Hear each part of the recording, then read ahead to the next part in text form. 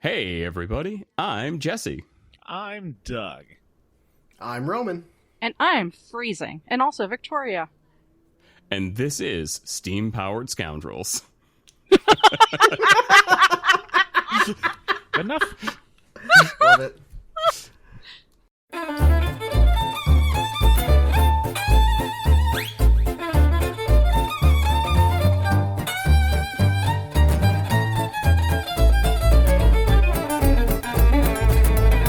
Welcome to Boring Conversation, a Malifaux podcast.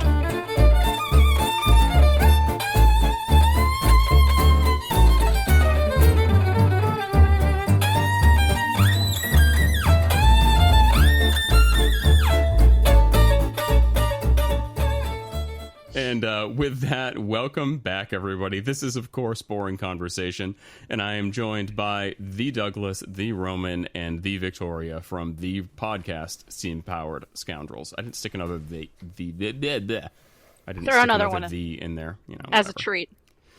Details. You can always mention the Nick Westbrook for some reason. Yes. So since I've just Formerly introduced... Formerly patronized by the Nick Westbrook. Yes. So since I've just introduced you all, why don't you just go through the list again and just introduce yourselves. Tell us a little bit about yourselves, and if you have anything big coming up. Okay. I'm Doug Broman, also known as the first father of Malifaux, also known as Dougie Daddy. You can just call me Daddy, though. Also known as Douglas Scoundrels. Don't forget that one. that The one. one I'm actually known for. You're giving me too much power. I am one of the many voices on Steam-Powered Scoundrels. I started the podcast. Victoria was also recording with me. And we have a show called Steam-Powered Scoundrels. It's a podcast. We do various different things. On top of that, I also have a TikTok account / YouTube channel where I assemble boxes for Malifaux because that's a bit of a problem. And I figured I'd save some people a bit of headache. You gonna plug your charity OnlyFans, or Sorry, what? you gonna plug your OnlyFans too, or No. no? Okay. Those who know will find it. I'm Roman, again. I am one of the Scoundrels, after forcing them to adopt me by driving across country to a MusonCon once upon a time and going, hey, I like your show. So does Nate. He's here too. Not actually in this recording, though. And they were like, you listen to us? And we were like, yeah. And then we started recording with them, and everything was fine. Buffalo Wild Wings will file your adoption papers, surprisingly enough. Other places you might occasionally see or hear me are on, I guess, the only other regular one would be on Third Floor Wars Twitch streams on occasion. Currently in the Vasan stream, which is happening, I believe we had to reschedule to July 4th. No, that's not right. One of those days upcoming. I have it written down in another room.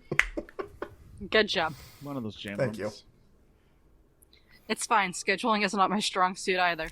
Yeah. I am Victoria, and despite being very bad at scheduling things, I am the head of the Malifaux Port Authority over on Steam-Powered Scoundrels. What's that? It is a format entirely dedicated to shipping. You think we might get into some shipping tonight? Excellent. I'm very good at that. I'm down for it. I am down for it. So, Dougie Daddy. It's working. Oh, I couldn't even say it without laughing. Anyway, I believe, very importantly, the three of you have something pretty big coming up next month. So why don't you tell us a little bit about it? So, out of self-hatred for not being able to visit my friends, I decided I would throw an event and force them to come to the event. And the only way I could think of making sure that they would show up is guilting them. And the way to do that is that we are actually going to be having a 3-event weekend, June 16th through the 18th. Yeah, there we go. And we will be raising money for a couple of children's cancer charities. For those of you who don't know, Victoria and I have a couple of kids. One of them was diagnosed with leukemia 2 years ago, and we are just now about to get out of that treatment, so things went well, but I figured I'd give back to a couple of the charities that helped us out along the way. And, tabletop board gamers usually have a little bit of spending money, so Just a little. just a tiny bit. So if you're willing to part with a little bit of cash and not spend it on plastic crack, we'd greatly appreciate your patronage and showing up. And it'll be fun. It'll be fun. It's a 2-day tournament, and then the Friday of the weekend we are doing a cutthroat event. Think like a cutthroat kitchen, where you'll be able to spend money to get yourself unfair advantages to beat your opponent. And then Saturday night, we will be doing a Bonanza Brawl, and I think it's at this point just going to be in Kyle's basement. Kyle of Skins and Stones. He's convinced me because, okay, I live very close to a bunch of bars, and that way you can also be a YOB and not spend a whole bunch of money. But the whole point is to finally actually drink while playing the game, which was kind of sort of the intention to begin with.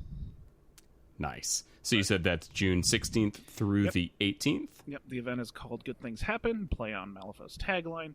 You can definitely find the event on Facebook, but the real big thing is the Longshanks events is kind of how we're figuring out and getting a head count. And there's also a coffee where you can donate or pay ahead of time for your entrance fees. Yeah, so anybody who may not be able to attend can certainly feel free to donate through the Ko-fi, coffee, whatever it is, link, which we're going to make sure is in the show notes, along with links to the Longshanks pages and Facebook pages for the events. Yeah. I think we're still planning on it, but for those of you that might not be interested in 2 days of competitive Malifaux, we were still planning on Victoria hosting a play as much Vagrant Song as one possibly can in 2 days event. Yes. I will be running Vagrant Song alongside the Malifaux tournaments. So Fantastic. That's I actually have not played Vagrant Song yet. I keep telling myself I'm going to buy it every time it goes up for sale. And then I realize my kids are 7 and 10, and I don't know.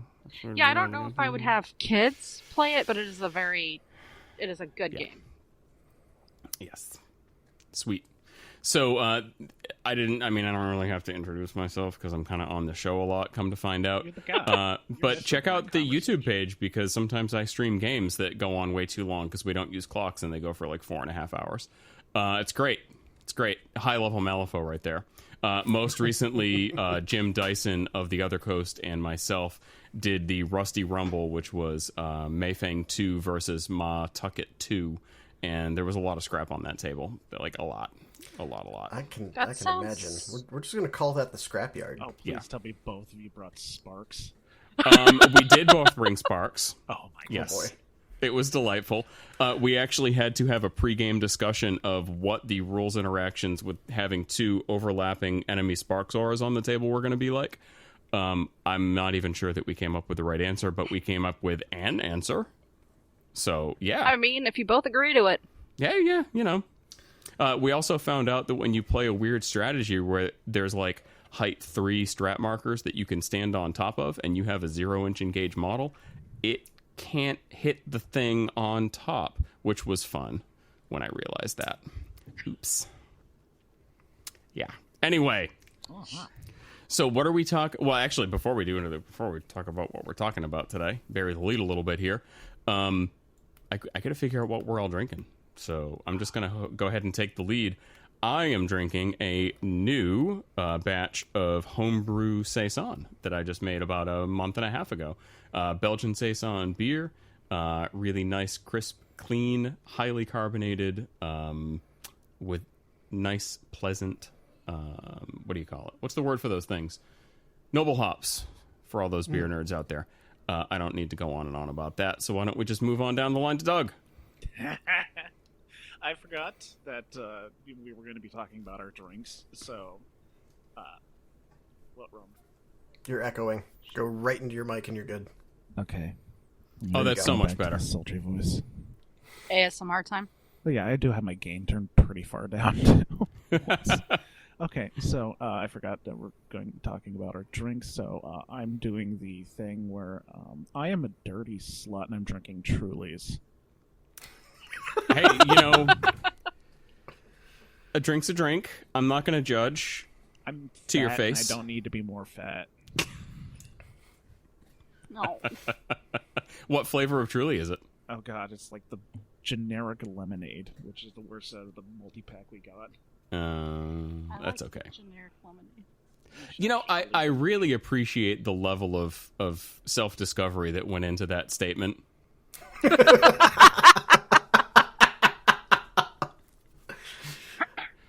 Doug, the important thing to remember is we're all sluts for something. It's true. It's true. So, Roman, how about you? What you got? I have an old-fashioned made with a new-to-me recently whiskey of Teeling, the Teeling small batch from Dublin, which I recently had the fortune of being able to tour their distillery. It is delightful. The Teeling small batch itself is very crisp. It's not an angry at the end whiskey, which is interesting, and I really appreciate it for that. And it's I don't want to say light, but it's much more direct in its flavors than a lot of the campfires that I normally like to drink that I call whiskey. But this as I love my Islas. I love my Isla scotches, and everybody around me is like, "Why are you drinking smoke in a glass that smells like swamp?" And I'm like, "Because it's good." But this is not that, and it's a delightful difference. But as a old-fashioned, it's also very good. Fantastic. Oh, I dropped a thing and made a noise. Uh-oh. Vic, how about you? I have 2 drinks in front of me right now. One of which is a Truly pineapple lemonade. Ooh. And then I also have a tequila sunrise that my husband made for me because he is a very good husband. I think Doug is looking at the label of his Truly right now to figure out if it's actually a pineapple lemonade or if it's the regular lemonade. Filtered water. Alcohol. Just alcohol. It just says alcohol. Wow. Natural flavors contains less than 2% of citric acid, lemon juice from concentrate, cane sugar, sodium citrate, stevia sweetener, colored with pear juice concentrate. Okay. Really, can really taste that stevia. You know. So that about wraps up the drinks, but Roman and I had a very important announcement before we get much further into this.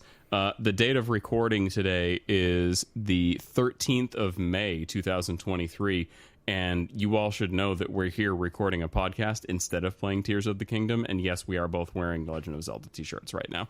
So, yeah. Y'all should feel special. Someone needs to finish Breath of the Wild before they get to buy Tears of the Kingdom. You should probably finish Breath of the Wild, because it's really good. Okay, here's my story. I bought Breath of the Wild in March, and this is my first Zelda game. Oh boy.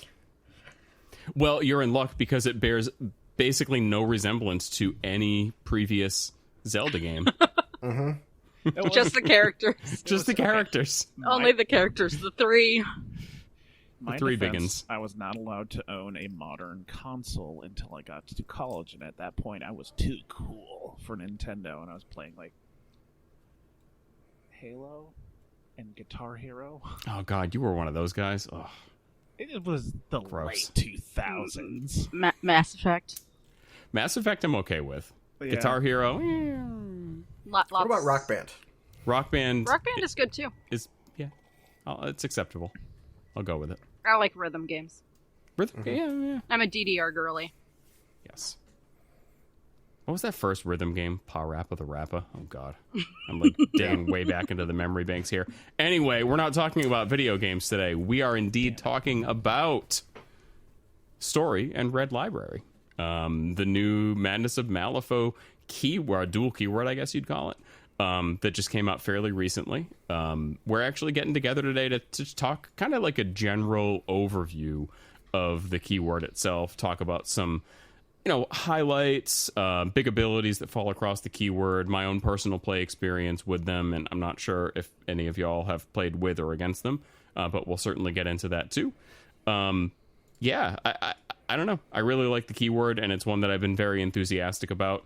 I'm going to lean pretty hard on you guys to talk about lore, if you're comfortable with that, so that I'm not just droning on and on reading fronts and backs of cards the whole time. So, before we even talk about cards, Vic, go ahead. Sorry. Lore is, in fact, what our podcast mostly does. Fantastic. Lore and ships. That I'm sluttier for than Ships of lore. Shoelace's lore. Yes. Actually, no, I don't really like. They're 100 calories. Okay, that is why I drink them. I don't I'm even sorry. want to know how many calories are in this big-ass glass of beer that I'm chugging away at right now. It's Decent amount, probably. a decent I amount. apologize. I picked the Truly lemonades because I thought you liked them. Do, but as far as like, if I were to drink something that I genuinely enjoyed. Sorry, I'm talking to her. You talk to her through the screen. Talk to me through the screen. Like any... Like a real Oh, fuck me. Sorry, Oh, we're professionals. Sorry, we're destroying your podcast. This is our podcast, Just- comrade. Close talk to the microphone like you're trying to make it feel I know. uncomfortable. I know, Do that. but I get excited. You do? I'm still hearing an echo. Is I someone can hear else an hearing echo. I'm not. No, Okay. no, sounds great to me. All right. Maybe you need to get closer. Maybe you think need if to I put do the that, whole microphone in It's your gonna mouth sound again. really weird. Okay. Should we do that? Like my chin No, is don't. making... Doug, No. don't. No, no, Okay. no. That's the part where the mic shorts out and then the recording is scrubbed. It's I just, haven't even opened my mouth that way since college. just spit on the tip. Never mind. Back to the OnlyFans contents. And now is where we need you to start paying $9.99 to continue listening to the episode. Right. Let's talk about lore. We should talk about lore. So what's this whole red library thing anyway? Tell me all about it, guys. Victor Speed Red. Sped Red? Sped red? The original Something from like that. Storm of Shadows, I think was the Yes. book. Yeah, Storm of Shadows. So why don't you give us the original rundown of the Red Library? So the original rundown, the Red Library, was called the Library of All Things. It originated in Malifaux, right? And it stored the stories, the myths, the legends, yada yada yada of the Neverborn, right? Because that's who lives in Malifaux. And then humans came over, and it started recording the stories and the myths and the legends of the people that moved to Malifaux. And now, in this first story with the Library of All Things, the Ten Thunders decided that they didn't like that their stories weren't being recorded in the Library of All Things as quickly as they wanted them to. So they started killing off, basically, other stories and legends that were stored in the Library of All Things. So they ceased to exist. And in this particular story, the library itself manifested out of two separate stories, one character, Arthur Van Stoker, no R in the last name. Oh, Doug. there's one, but it's at the Arthur end. Van Stoke. Yeah, Arthur Van Stoker. I'll fight you. Real quick, Victoria, did you say this? What was the title of this story? Was it It's in Storm of Shadows. was it the final word? Yes. Okay. For anybody that is averse to reading it, this is Tales of Malifaux number 38. Oh, how about that? Oh, thanks. Mhm. Roman's on it, doing the research. How does one kill a story? I don't know. Something, burn the book? something the characters were manifesting out of the books, something the Ten Thunders were murdering them. It never gets really super explained. Yeah, Because- rituals and such. Yeah, because magic and Malifaux and hand waving. You know what I really appreciate about you, Vic, and nobody's going to get this because they can't see the video, but that you gesticulate a lot when you talk on the podcast, and I love it. I have to. It emphasizes what I'm saying, and while my hands are moving, people understand that I'm still talking so I don't get interrupted. See, that's smart right there. Here I have with me and just my array of little fidgets to make sure that I don't click my keyboard or tap my mouse or do anything that's going to get picked up on the audio. Yeah, there we go. Roman knows. Roman knows. My stim is rubbing my ear, which is not great when you're wearing headphones. Not So, ideal. Yeah. Not ideal. I'm just gonna keep sticking my fingers in my mouth. Yeah, you do that. Doug, that's a microphone. Oh, We're just gonna count every time you stick a finger in your mouth. 1. Ah, ah, ah. so this story blossomed my original hatred of Ten Thunders, by the way. Oh, it did? Oh, is that where that's from? I mean, it explains it. They don't look good in the story. No. That's It's fair. It very much gives main character syndrome. Yes, it was a lot of things, but this was one of the ones that stuck out. It was that, and there seemed to be a bit of favoritism, which ended up being correct. And I don't like how they characterize McCabe, particularly, in the story. Is he a mess? He's kind of a jerk. Like a bigger jerk than you would normally think. So I think the Madness of Malifaux book picks up with Lin Lee's introduction to the Red Library. I don't know if she'd really been in any stories prior to this. I think she was a pretty new character, right? Brand- Yeah. Yeah. So I mean, I've read a little bit of the lore from the Madness of Malifaux book, but my understanding of it is that she was like an orphan from, like, was it Vietnam? I think it was Vietnam. Not an orphan, but her family fled to Malifaux yes, that's what from it was. Vietnam because, surprisingly enough, colonialism is awful. What? Imagine That's the that. first I'm hearing of this. But for once, it's not the British and the Guild. Now it's the French and the Guild. Yeah. Like, Sacre bleu. but yeah, she gets sent there as kind of like to protect her family. Mhm. Her father manages that, and then she ends up getting stationed at the Red Lobby with the original curator, who was a bit of a dick. Of course.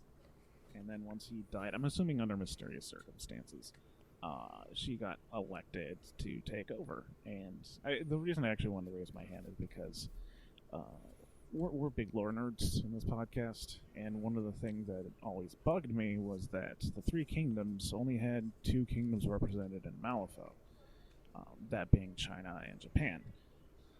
Although they use the other name for China, like Guangzhou or something like that. Something I like think that, so, yeah. yeah. They like actually doing their history and stuff, but Vietnam, supposedly being the third kingdom, never really made any sort of significant appearance in the ranks of the Ten Thunders, and this is it. And I really appreciate them coming around and finally doing that. Yeah, it's pretty slick.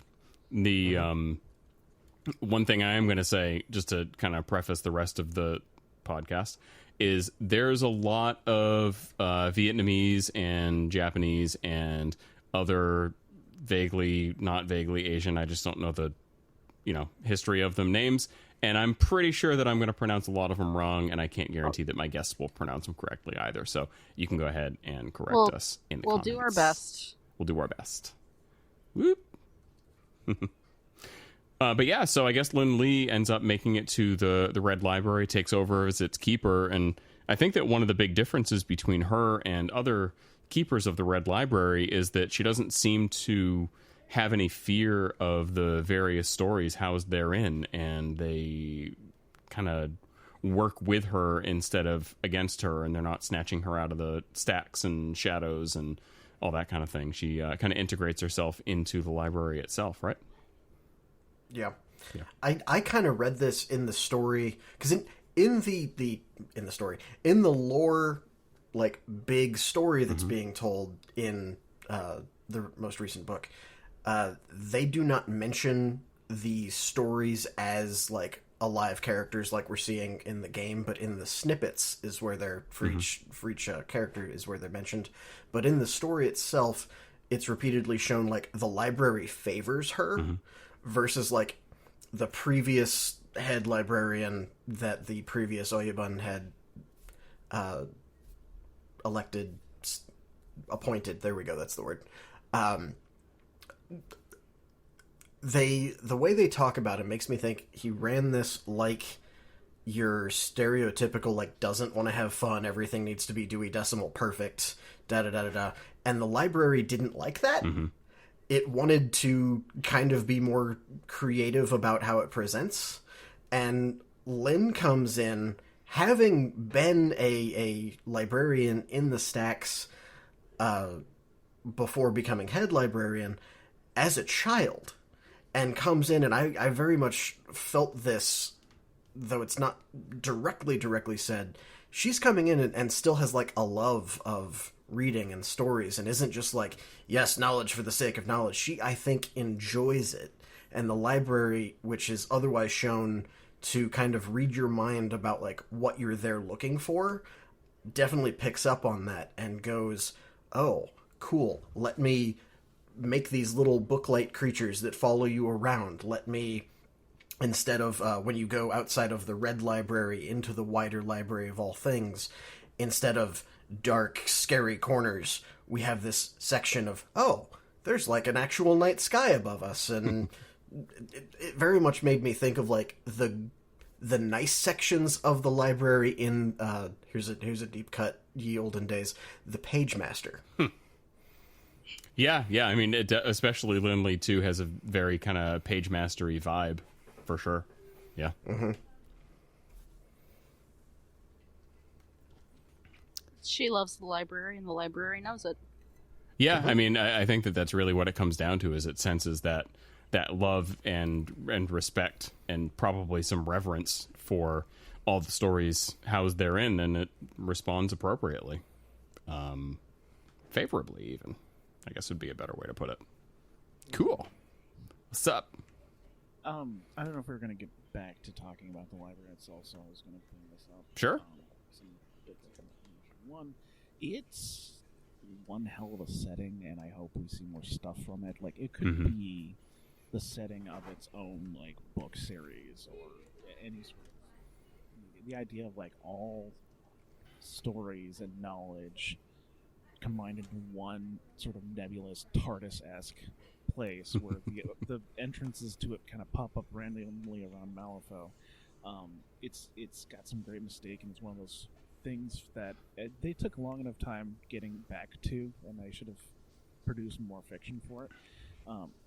Bit of a retcon, and I like appreciate this, because one of the things that, like I told you, it annoyed me about the Ten Thunders is that the idea that they basically commandeered this really, really cool place just for themselves, and they're the only ones that know about it. And now it has changed to the Ten Thunders have their own section of the Red Library that they're kind of safe space where all their stories are, and they're not the librarians aren't going to disappear or get torn apart by Shadow Beasts or whatnot. But the greater library is still, you know, the wild area, the place where it doesn't really feel safe unless you Lynn herself, who seems to be okay going into there and being safe.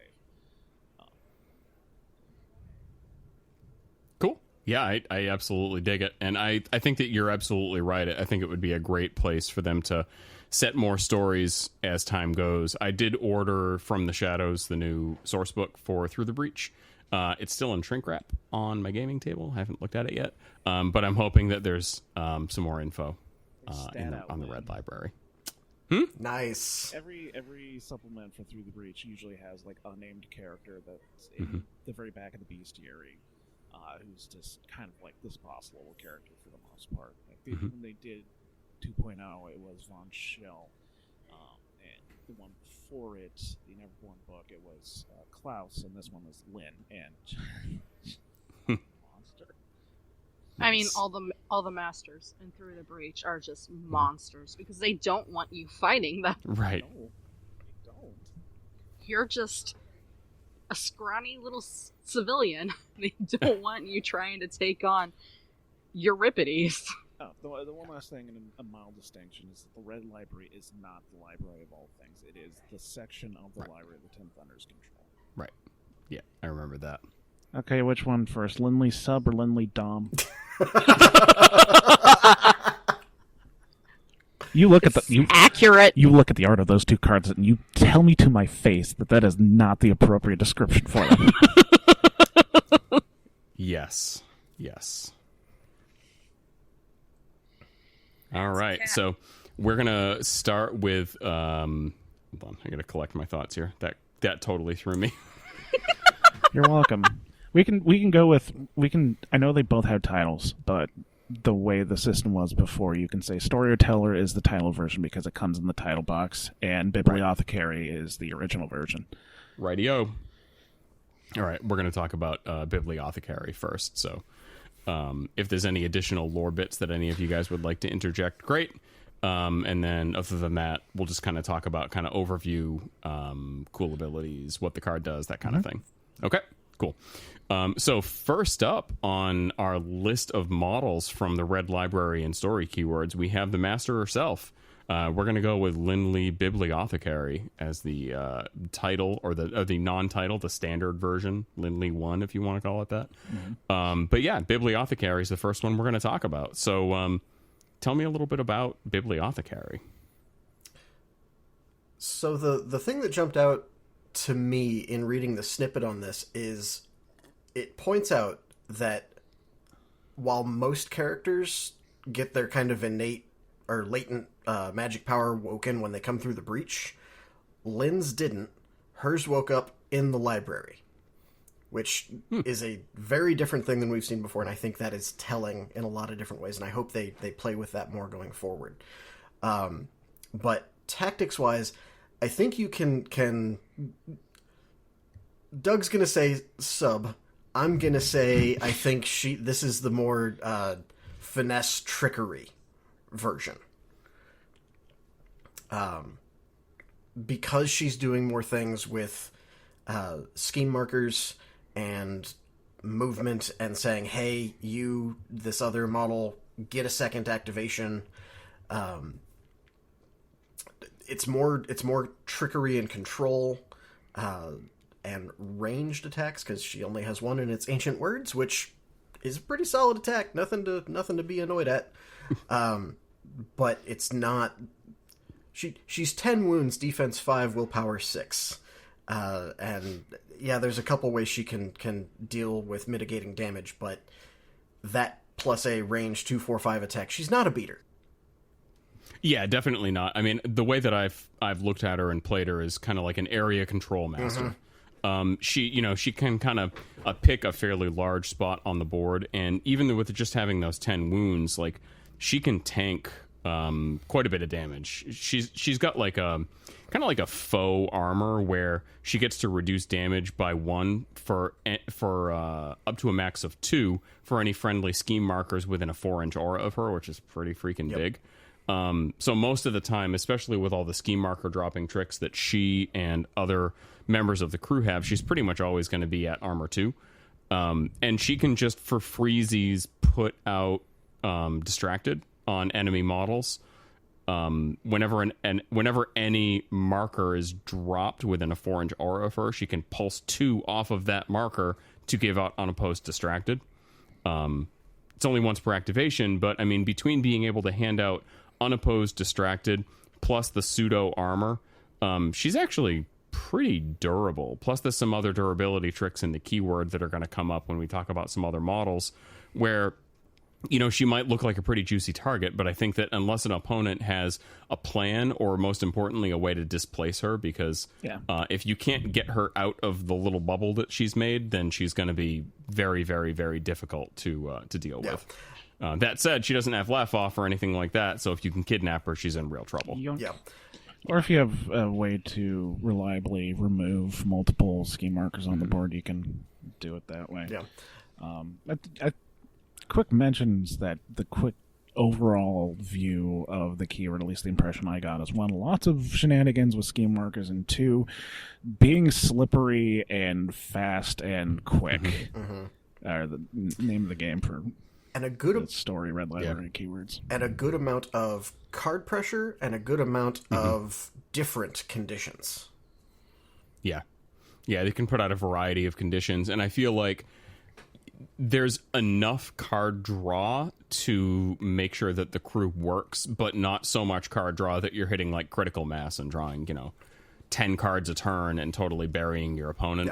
But between the card draw that they do have and the keyword ability Well Versed, which, just for the sake of the listeners, basically every single model in the keyword has a once per turn ability where when this model would flip a card, it can look at the top card of its fate deck and choose to discard it.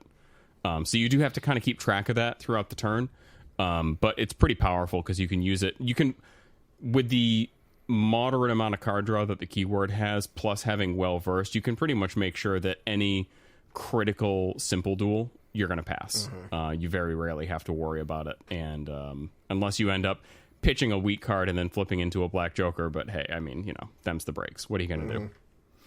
Yeah. And then her other kind of big thing, and Doug kind of mentioned this before, was that during the start phase, she can make up 2 other friendly red library, not story, but red library models, gain slow to take a general or melee action. And being able to take actions during the start phase is potentially pretty powerful. And there's also some slow synergy with one of her henchmen that this kind of helps build on, which is pretty slick. Yeah, no, I really like how that... At first you're like, oh, slow, so I get to do an action early. Cool.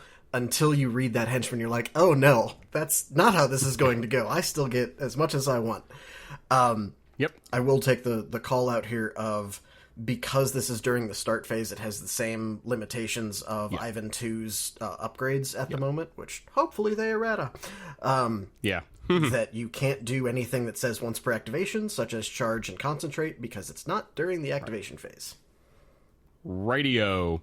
And then her other kind of big one is she has a pretty unique ability called Double Shift, where once per turn she can target a friendly red library that has already activated and has not been targeted by this action this game, to let it take a free second activation without giving your opponent a pass token, which is pretty slick. So there's a lot of kind of hoops to jump through there.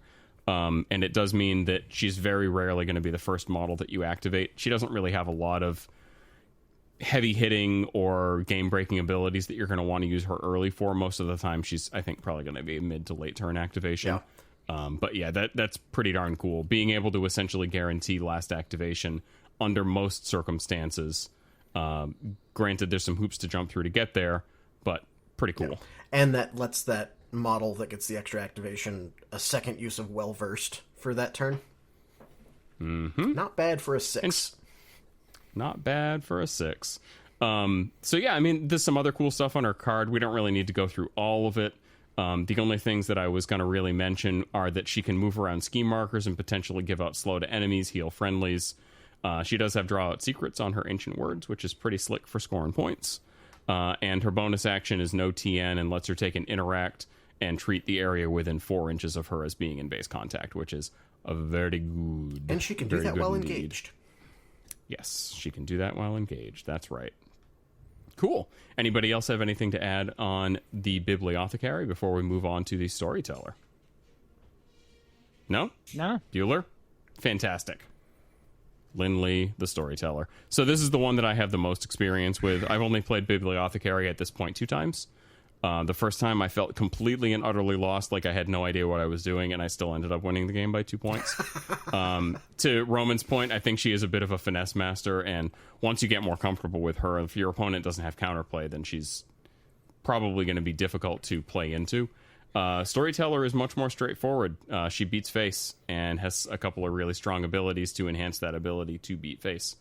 But yeah, any little lore tidbits on the Storyteller? This is why I would think this, I mean, obviously besides it coming in the title box, this looks like a very much more experienced Lindley, someone who is much more comfortable with Red Library and using the abilities given to her by the Red Library. Another obvious point of emphasis, while Bibliothecary is very much focused around helping the Red Library keyword, this is very much the story keyword models that she's assisting, besides beating face. Also, one of the most difficult models to put together. Mine's sitting in the box. I was going to start working on it last night. Pulled it out and looked at the sprue and said, all right, I'm going to have to come after this with fresh eyes. It's too late tonight to do this. I have a video for you. Fantastic. I'll probably be watching it. So I was looking over these to be fresh on them, and the thought came to me of Storyteller is the novel. Bibliothecary is the choose-your-own-adventure book, as far as how they play. One of them is straightforward, here's your 3X structure, your story, your etc.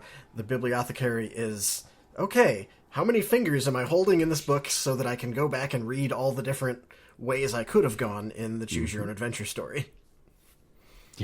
I think we're going to be talking about fingering books later, Roman. Fantastic. I guess that would fall into the shipping section. Yep, there you go. Shipping There you part go. of the episode. And at that point, we can discuss why it is that you prefer Dom Lin to Sub Lin over there, Jesse, since you said you've only played Sub Lin twice. So this is very important. I know that there are probably others in the game, but they don't jump to mind, and I've been trying to think of which ones they would be. I'm an optician by trade. I make glasses. That's my jam. And these are two masters that both wear glasses, which is pretty damn cool, even though they're big, goofy-looking things that are totally unrealistic. But we don't need to get into that. Anyway... To be fair, this is set in 1908. Keep that in mind. It's true. To be fair, glasses on a miniature are really fucking hard to do. Yes. True story. I'm excited to see how these actually look on the table, and if people can paint them up in a neat way. But we shall see. As far as rules go, Lindley Storyteller is a beater. She's a beater that helps to enable the rest of her crew. She's the only thing in the whole 2 keywords combined that has a 3 damage base attack. She's a 3/4/5, hits pretty hard. The big stuff with her is, and it's kind of funny because she takes abilities that are already present on other models in the game, and applies them to a middle of the board beater master to really enhance the way that they function. So the thing that's infuriated most of my opponents has been the by the book front of card aura, which is I think it's on the jury. It's on the jury, I think right? so, yeah. I think it's on the jury, and like the jury's fine. It's it's a good model, situational hire. But basically, anything that cheats within the 6-inch aura of her loses all the suits in their duel, which is, come to find out, very good against Damien too. She's pretty good against him. I didn't realize that until I actually played him, but it's a good matchup. At any rate, the other thing that she has that really kind of gets ratcheted up to 11 is Confiscated Lore, which is like already a super good ability. It's great on Sonya. Evidently, the new Arcanist henchman has it for reasons. We don't need to get into that. But yeah, the cool thing with her Confiscated Lore that kind of combos up with some other models in the crew is she has Mia Murakami, which is a shared model with Damien, and one of Mia's abilities is when the master activates, you get to look at the top number of cards equal to the number of tomes in your configuration on your opponent's fate deck, which is kind of cool because you get to sneak peek 3 cards and then decide if you need the Confiscated Lore instead of just automatically spending an AP for it when you might not necessarily need it, which is pretty cool. Other than that, I mean, again, don't need to go through everything, but she heals when friendly stories deal damage. She can help move friendly stories around. Big thing is she's got killer late fees and mutilate on her attack, which is really gross. Yep. She can give out adversary story with a coordinated attack trigger on one of her actions, which is fantastic. And she's got a heal on her bonus action, which is just plain dandy. Mm-hmm. Great fun model. fact to keep in mind, she is also a story herself, Yes. so she can heal herself, and she can push herself when she activates. Yes, absolutely. She sure can. Yeah, really cool model. It's one that I've really enjoyed playing. It definitely has a couple of weaknesses in the sense that aside from the other defensive tech and the keyword, the only thing she really has going for her is defense 6 and by the book, which is not great defensively speaking. But there's a lot of layers to that onion that you have to kind of pull back. So, yeah, really, really strong model. So we can move right on to the Jade Rabbit, her totem. I have no idea what the heck the lore is behind this thing because I didn't read the blurb at all. So I'm going to let you guys take it away. Go, Victoria, go. Just chilling. I don't care. It's a cracker. You care. No, it's a rabbit. Yeah, it's very clearly a green bunny. Yes. You're not funny. Love you. I'm not trying to be funny. I'm trying to fill my word quota for the day. If you're trying to fill your word quota for the day at 9:30 at night for you. No, I'm Eastern. Like, what? No, he's Eastern. Oh, he's Eastern, 10:30 at night. night. So, what's your word quota? And have you just not talked for the whole day? You don't want to know, and B, whoever said it like ticks over at midnight. That's fair. That's fair. Anyway, Jade Rabbit. I, in fact, looked this up back when Madness first came out, right? Yeah. So the whole mythology behind the Jade Rabbit is that, so the Emperor of China, you know, as they do in these old mythological stories, disguises himself as an old man and goes around and talks to a bunch of animals asking them for food, right? And most of them are just straight up like, nah, man, like, screw you. But the rabbit that he talks to is like, well, I don't really have anything to give you, but here, and then it leaps into the fire so that the emperor can eat him. The emperor is so moved by this act of sacrifice that he turns the rabbit into a god and sends him to live on the moon, and that is the Jade Rabbit. That tracks. Sends him to live on the moon by himself alone, which is a blessing. Wow. That is a hell of a story. Holy shit. It's an old story. Like a story from folklore. You know, like this whole keyword. Go It's figure. on par with being turned into, like, a constellation in the stars. In, like, Greek mythology. They're the same thing, basically. Like, in a modern lens, yes, that's horrifying. Okay. So this is another quick aside. Lay lore bits here. China and Japan share a lot of mythology, and it's just mildly changed from what I can tell. It's mostly originated in China, and Japan just kind of stole it a little bit. Their cultures are actually pretty similar, despite them hating each other quite a bit in recent history. It's like that whole Greek and Roman thing. So, just, you know, the other side of the planet. So Japan has its own rabbit moon story thing, but as opposed to being a jade rabbit with a mortar and pestle, it is a rabbit pounding Moki. Oh. Which this is all originated with them seeing there's a particular dark area on the moon that kind of looks like this rabbit, which is where this mythology came from.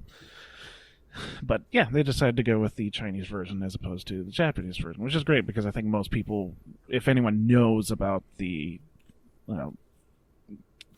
lore, legend, rabbit, it's going to be the Japanese one. So hey, teaching us more.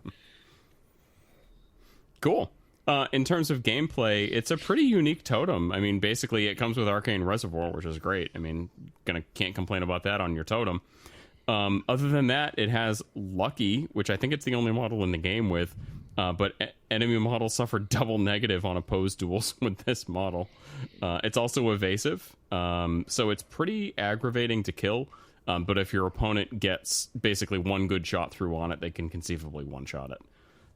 The big thing with this guy, and at least the way that I've played him, is that at the end of its activation, it can discard a card to drop a scheme marker in base with itself, which is great for an insignificant totem. The backup card is not very good. Basically, it can make it so that enemy models within 2 inches of a target marker have to increase the TN of their duels by +2, which is kind of annoying, especially for like summoners and stuff. That will ruin certain models and certain crews. It will. The big thing for me that I've used it for is basically like, you know, it's a turn 1 double walk to get up the board, put a scheme marker up. That way you can push models towards the marker with Map, which we're going to get into next. And then after that, if you can get it to do stuff, then great. And if you don't, well, then you don't. Yeah. Moonlight I look at, and this is another one of the first instances we see as we go through them of like opposing card pressure. It's in a given area, but you go, hey, that 6 that you were holding on to be able to do, I don't know, false claim or something? Cool, you need an 8 now. Right.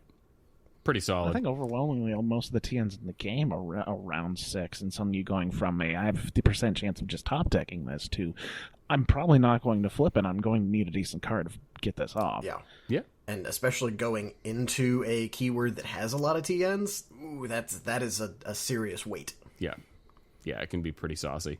And, you know, I know that summoners aren't really, like, the big deal these days that they have been in the past, but if you happen to tag a marker near an enemy summoner and all of a sudden they need, like, a, 15 or a 16 to summon their big oogie boogie, they literally can't do it. So, screw them, I guess. But yeah, the Jade Rabbit, it's pretty cool. It's a neat little totem. I think that it's not one that requires a ton of finesse, aside from maybe on turn 1, and then after that, your opponent usually has more important things to target with their actions, so most of the time, if it doesn't get killed turn 1, it's just going to live till the end of the game and just do whatever it's going to do. Yeah. If you have pretty some cool way stuff. around lucky, it's probably worth the AP to just deny your opponent one off their hand size. Yes, that's one thing that I found in playing it.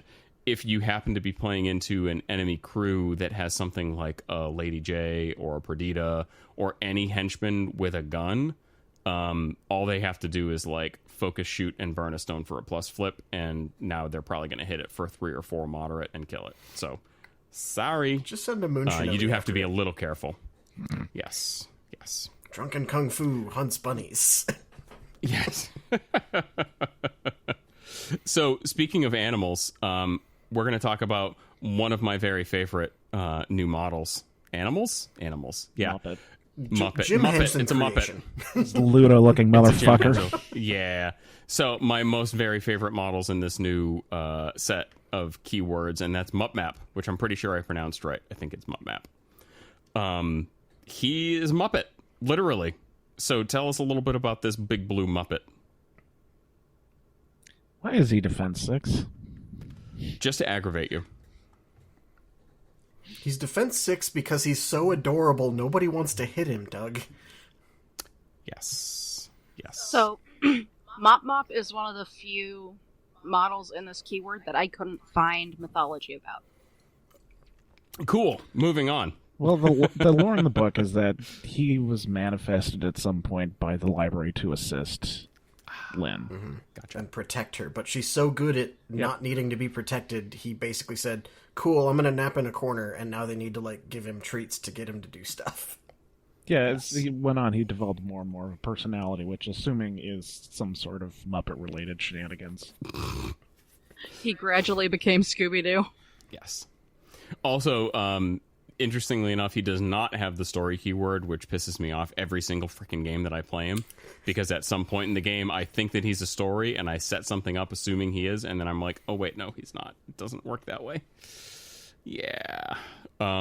His big thing, basically, is that he has a 6-inch aura where he can take a damage whenever a friendly red library within that aura takes a damage to reduce the damage taken by the other model by 1. Down to 0. Which is great. Yes, down to 0, which is pretty slick because it stacks with anything else, such as Lindley's pseudo armor 2, Lindley 1 pseudo armor 2, shielded, all that other stuff. He's also a what do you call it? He has a really cool aura where at the end of his activation he heals 2 for every model within 4 inches with slow, which this keyword puts out a lot of. And that includes himself because it's an aura. So if he happens to have slow at the end of his activation, he heals 2 before he loses the slow, which is pretty slick. And he's hard to wound on top of that. And he's hard to wound, and he's a henchman. So he's really, really annoying to kill, much more so than his 8 wounds would make it seem. And his other big thing is that he's got a attack action that bakes in slow without the need of a trigger, and it also has Deja Vu as a trigger, which is like one of the best card draw triggers probably in the game. And then he has a bunch of Reading Rainbow related stuff on him, especially Take a Look. It's in a book. Reading Rainbow. Or to death. Oh. Yes. So he can push models towards markers in their line of sight, which is really helps with the turn 1 unpack. And most importantly, he has boring conversation. With a lie down and nap trigger. Yeah, so he can gain shielded. So basically, you always want to get the boring conversation off at the end of his activation with the tome trigger for a lie down and nap. That way, he is soaking damage on shielded 3, and all that damage that you're spreading to him is actually doing nothing. Yeah. It's not annoying at all to play against. Not at all. I do want to call out this lie down and nap is printed incorrectly compared to the other ones. It requires a discard a card as a cost. This doesn't mention that. Right. I'm assuming that's going to get fixed before these are released. But at the moment, if you're playing it with proxies, don't be a dick. Discard the card. Yeah. It's not like Lynn is like thirsting for cards either. Yeah. But it doesn't say to discard the card. It's true. And it's funny because the first 5 games that I played him, it didn't even occur to me, even though I play Gracie all the time and she has the same trigger.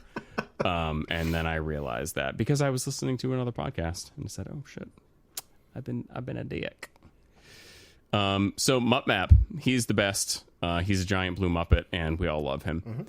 Mm-hmm. We're gonna get into the stories now, which we have 3 of. 1, 2, 3. Story of Tan Hyung, being the new Thunder's best boy. Story of Tan Hyung. Who wants to tell me a little bit about his lore? Yes, is the toddler. The toddler on the giant robot horse, yes. Yeah, the toddler.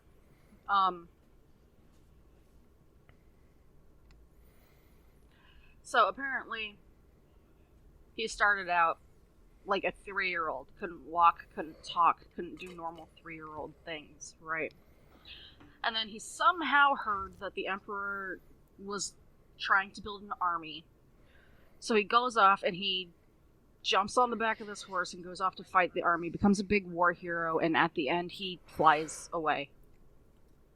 That's the synopsis I could find. I'm sure there's more detail, but that's what I found. Yeah, it's funny because with all of these story models, like, there's like the Malifaux story, and then there's the volumes and volumes and volumes of folklore story, which I don't know anything about, so we're not even going to get into. But, yeah, pretty cool model. Anybody else have any story tidbits they want to sprinkle in before we move on to mechanics? I'll just follow up that in the snippet in the book, they do call him 12 in this case. So if you think looking at the art, he looks like a real big 3-year-old. That's why. I mean, have you met our 3-year-old? I have. She's about that size. Okay. She's like 3 foot tall and 40 pounds. She is a large toddler. You have a hobbit. Yeah. So, story. Yeah, just your typical, hero's journey. Toddler meets Emperor, rides robot horse, fights army with bamboo, flies off into the distance. Yeah. Roll credits. Pretty typical. Mm-hmm. Pretty typical. You've heard that one before. I'm very curious what the detailed story is. I want to go read that sometime because that sounds awesome. So we have a pretty baller model here, and one that I think, kind of burying the lead a little bit, but I think we're probably going to see hired outside a keyword pretty often in Thunders. Very, very, very strong model. The big one is that it has a once per turn ability where it can change its take the hit from being a 2-inch aura to a frickin' 6-inch aura. On a 50 mil model that's size 3. It's pretty good. Obviously it does have take the hit, and it has armor because, reasons. Robot horse. Robot horse, yeah. And as a horse, it is, of course, a quicker move speed and has unimpeded, like you would expect. Also a henchman, which is pretty slick. Back of card, pretty typical attack, moderate damage track, 245. Big one is that when you hit with the attack, other friendly models within a 2-inch pulse of the target can push away. So he pushes all your dudes to safety outside of engagements. And he has a defensive fighting trigger, which I've had him get 5 shielded before and is hilarious. That's hilarious. Also, it's a 2-inch engagement on a 50 mil base, 2-inch engage, which is getting rarer and rarer this edition. Yes. Super efficient model, too, because he has a bonus action with a built-in ram that only needs a 5 to go off, and he has well-versed, so it's always going to happen. Where within a 4-inch pulse, this model and other friendlies within range heal 1, which is, again, a 4-inch pulse off of a 50 mil, which is huge. And the built-in ram lets him also deal damage to any enemies that happen to be within range, which is totally fair. And he's got this ability, Righteous Protector, which basically helps his crew unpack. So literally everything about this model is pure gold. He's kind of amazing. And he just adds another one of those layers to the defensive onion that this crew puts out between Lin-Lee's tricks and Tan Hyung's tricks and Mutt Map's tricks. It just makes it very difficult to deal with anything in that center of table area with these crews. Yeah. Righteous Protector, the unpack that you just talked about, this is I think the first example that we've talked about that I wanted to bring up. This crew has a lot of actions that don't just do one thing. Because this does, I move friendly models. It also does enemies within range need a willpower duel, or you get to move them. Hey, look, hand pressure. And it can get a sudden strike trigger for a free attack. Yep. So there you go. Yep. Yeah, pretty slick. It's a great ability. A lot of times turn 1, it turns out to be like Tan Yong uses Righteous Protector, walks, uses Heart of a Child if anything's already taken damage, just so that he's basically within 6 inches of your front line, so that the first time one of your enemies attacks any of your frontline models, he Righteous Protectors and is right in their face and cutting line of sight to whatever model they happen to attack, which is pretty freaking rude. Yep. Yeah. And he can tank it. He sure can. Armor shielded plus mutt map. Yeah, he can tank it. Mm-hmm. Is this going to be the... I mean, 12-year-olds aren't known for their banners. Yeah. No. And they are known for going, I can make this robot horse jump like 15 feet. That sounds awesome. Let's do it. I like how Heart of the Child has the built-in deal damage to enemies in the pulse. Because, like, yeah, it's the heart of a child, but it's the heart of a teenager, too. Yes. I mean, yeah, 12. He's got that kind of tween thing going on, you know? Yeah. Oh, yeah. Preteens. Yeah, it's a whole thing. We have one. We have one. Yeah. My daughter's 10 going on 20 right now, so it's a whole thing. Yeah. Oh, Joyous. okay. I get it now. I'm sorry. I just now realized that all the models with the story keyword have story in their name. Yep. Yes. It's true. Story of, Except for Mia. storyteller. Oh, no, Mia doesn't have story. Never mind. She's just Red Jade Rabbit. Rabbit doesn't have it. And it is That's just the story. But other than Lynn, all the stories do not have they will drop nothing when they die. They have no living undead characteristic, etc. I love how these, like, insubstantial models are still vulnerable to hazardous terrain. Yeah. Not like I built my entire playstyle around hazardous or anything. Yeah, you know. So speaking of hazardous, let's talk about a guy that can put some hazardous out, being the story of Raijin. This model looks freaking awesome, and I can't wait to assemble it. Frankly, so does Tan Yang and Sun Wukong and like all of the other models in this keyword. It's going to be in the hands of a good assembler and a killer painter. It's going to, I think, be one of the best looking keywords in the game. It is unfair how good this keyword looks. Yeah. It's so pretty. Yeah. Incredible. So, story of Raijin. The only thing I know about his lore is in real life that he's the brother of Fujin. And that's the extent of my knowledge. So I'm going to let y'all take that while I get a beer. He is a thunder god, and that's about it.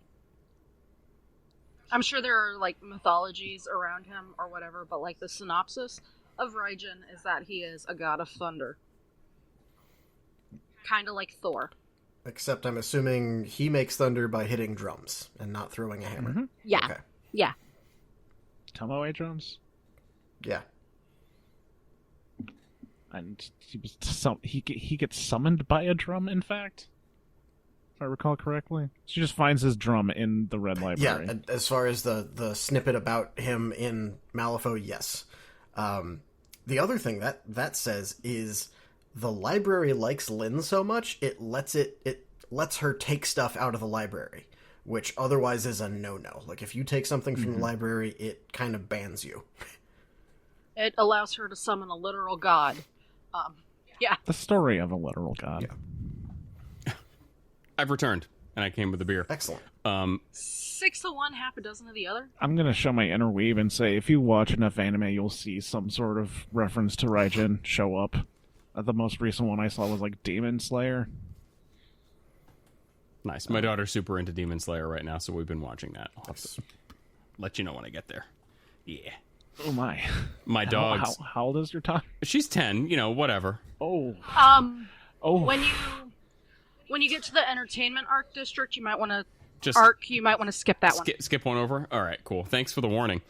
Yeah, it's one of those that all of her friends are watching, so she needs to watch it too. Yeah, and I that's like why anime, so. Our daughter's anime club watched it, and she is not terribly comfortable with, like, the first episode, the guy's family getting brutally murdered, and them being relatively graphic about it. Yeah. My daughter's exposure to anime so far has been Studio Ghibli, so this is a far cry. Yeah, it's like... Studio Ghibli. Oh, that is a jump. Yeah, Yeah, it's a bit of a jump. Although I want to see Ghibli's version of Demon Slayer. She started looking through my DVDs of anime, and she started asking me if she could watch some of them, and the answers were like, no, maybe, no, absolutely not. But this one called Yeah. Berserk with the guy with the huge sword looks cool. Yeah, she's like, well, what about Ninja Scroll? I'm like, no, we can't watch that. Well, this no. one's got Bible Black. Oh, shit. If you know, you know.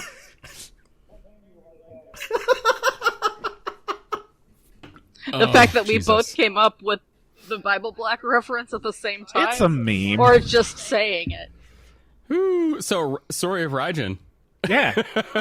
I've actually played against this model. I don't have a lot of 10 Thunders locally. And this was an out-of-keyword take, specifically for Middle of the Storm, because I was not handed. I asked for a random keyword to play for this last tournament I was in. I was given Parker. Yeah, I can see that, and I can see Story of Raijin being great against Parker. So, yeah come to find out. So Story of Raijin, as we said, has Middle of the Storm, which is a fantastic ability, and on a model that's not the captain. Sorry, Doug. Yeah, he just made a face. Hey, it's also on Snowstorm. He knows. It's true. It's on better Snowstorm. on Snowstorm because Snowstorm is a 50mm model that is not meant to bounce around. Yeah. Right. So he's actually, it's kind of cool because he's got great stats, defense, willpower 6. He is an enforcer, so no stones. He does have hard to wound in Middle of the Storm. And another thing that's pretty cool about him is he, again, puts out a bunch of simple duels. He can put out shockwaves. He can put out the Sound of Thunder on his front of card, which is the same thing that the Emissary has, as I recall. And then when enemy models activate near him, he makes them take more simple duels or get moved around, and he can make hazardous terrain. Like, it's a whole thing. The other cool thing is that he's got his shockwave as a once per activation for very good reasons. He ignores it and then just instead heals 2, because why not? And then it also can make a 1-inch aura of hazardous around like scheme markers. Most importantly, he's got Maddening Drums, which is, I think he's the second model in the game with it. Gluttony has it, and Gluttony for a long time has been like a Bayou MVP for me. And now I have Maddening Drums and Thunders too, which is fantastic. Great model all around. I've really enjoyed playing him. I expected that he was going to get splattered, but the various levels of defense in this crew, plus his stats and his hard to wound and his ability to self heal on Juggernaut and his shockwave, because why not? Yep. Seems to keep him on the table pretty well. So, yeah, pretty cool. Yeah, I think of the 3 main stories, I think you're most likely bringing Ten Young, and then you're picking between, in most cases, Raijin and the next one we're going to talk about it, depending on what you need to do in a given game. Raijin, I do think, is going to be seen out of keyword for things like Middle of the Storm and Maddening Drums, for if you're dealing with lots of guns or, hey, I need to remove markers. Or I just need someone to sit in a place and be an absolute obnoxious piece of garbage for several turns. Not garbage isn't like a garbage model, but your opponent is going to be very mad. Yeah. Very mad at them. Yeah. Yeah, he's really cool. Like, I mean, you know, if you're playing Gluttony for Maddening Drums and he gets in the mix, like, he's kind of in trouble because all he's got is, you know, manipulative and stones and maybe a little bit of healing to keep him up. With Raijin, like, you can kind of put him right on the front line and rely on his hard to wound, the other defensive stuff, and all the heals to keep him alive.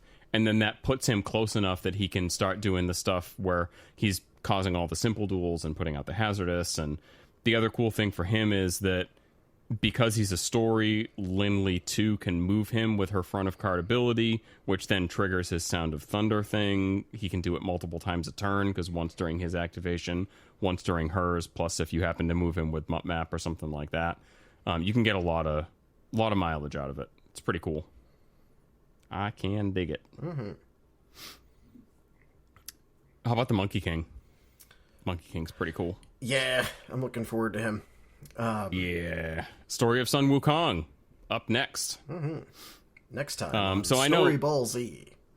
Yeah, exactly. So I know that, like, there's like a bazillion stories and like movies and everything about the Monkey King.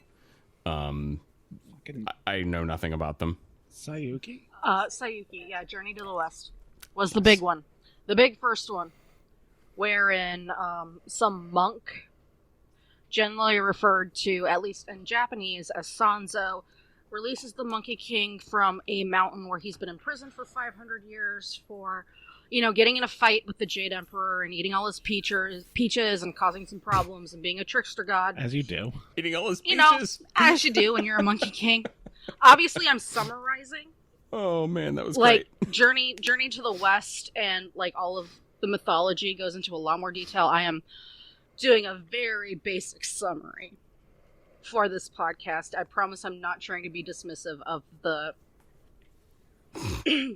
big, long, storied history of Sun Wukong, Son Goku in the Japanese.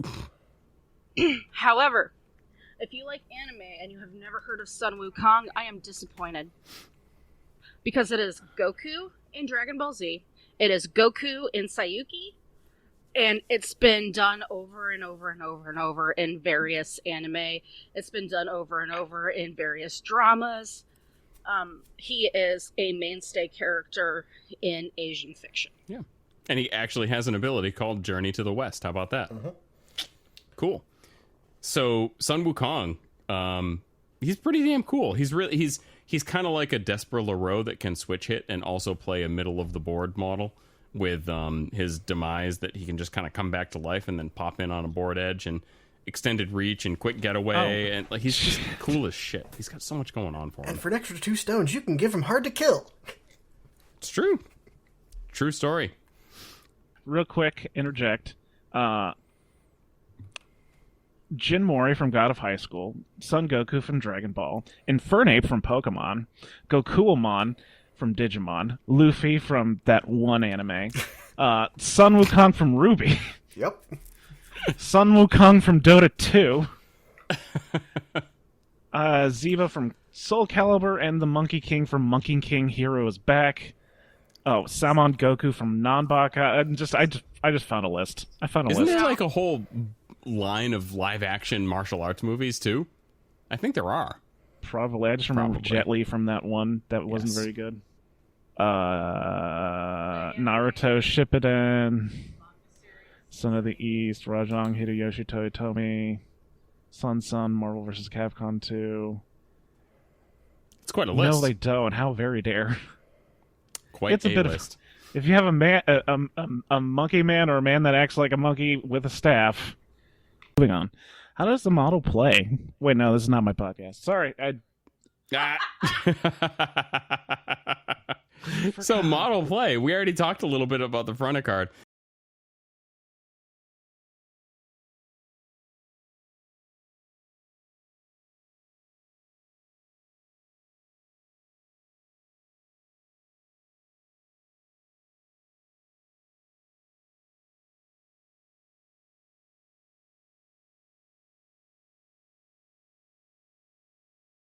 I think that the most important thing to do with this model on the table is every single time you actually take his 2-inch engage melee attack, because why not?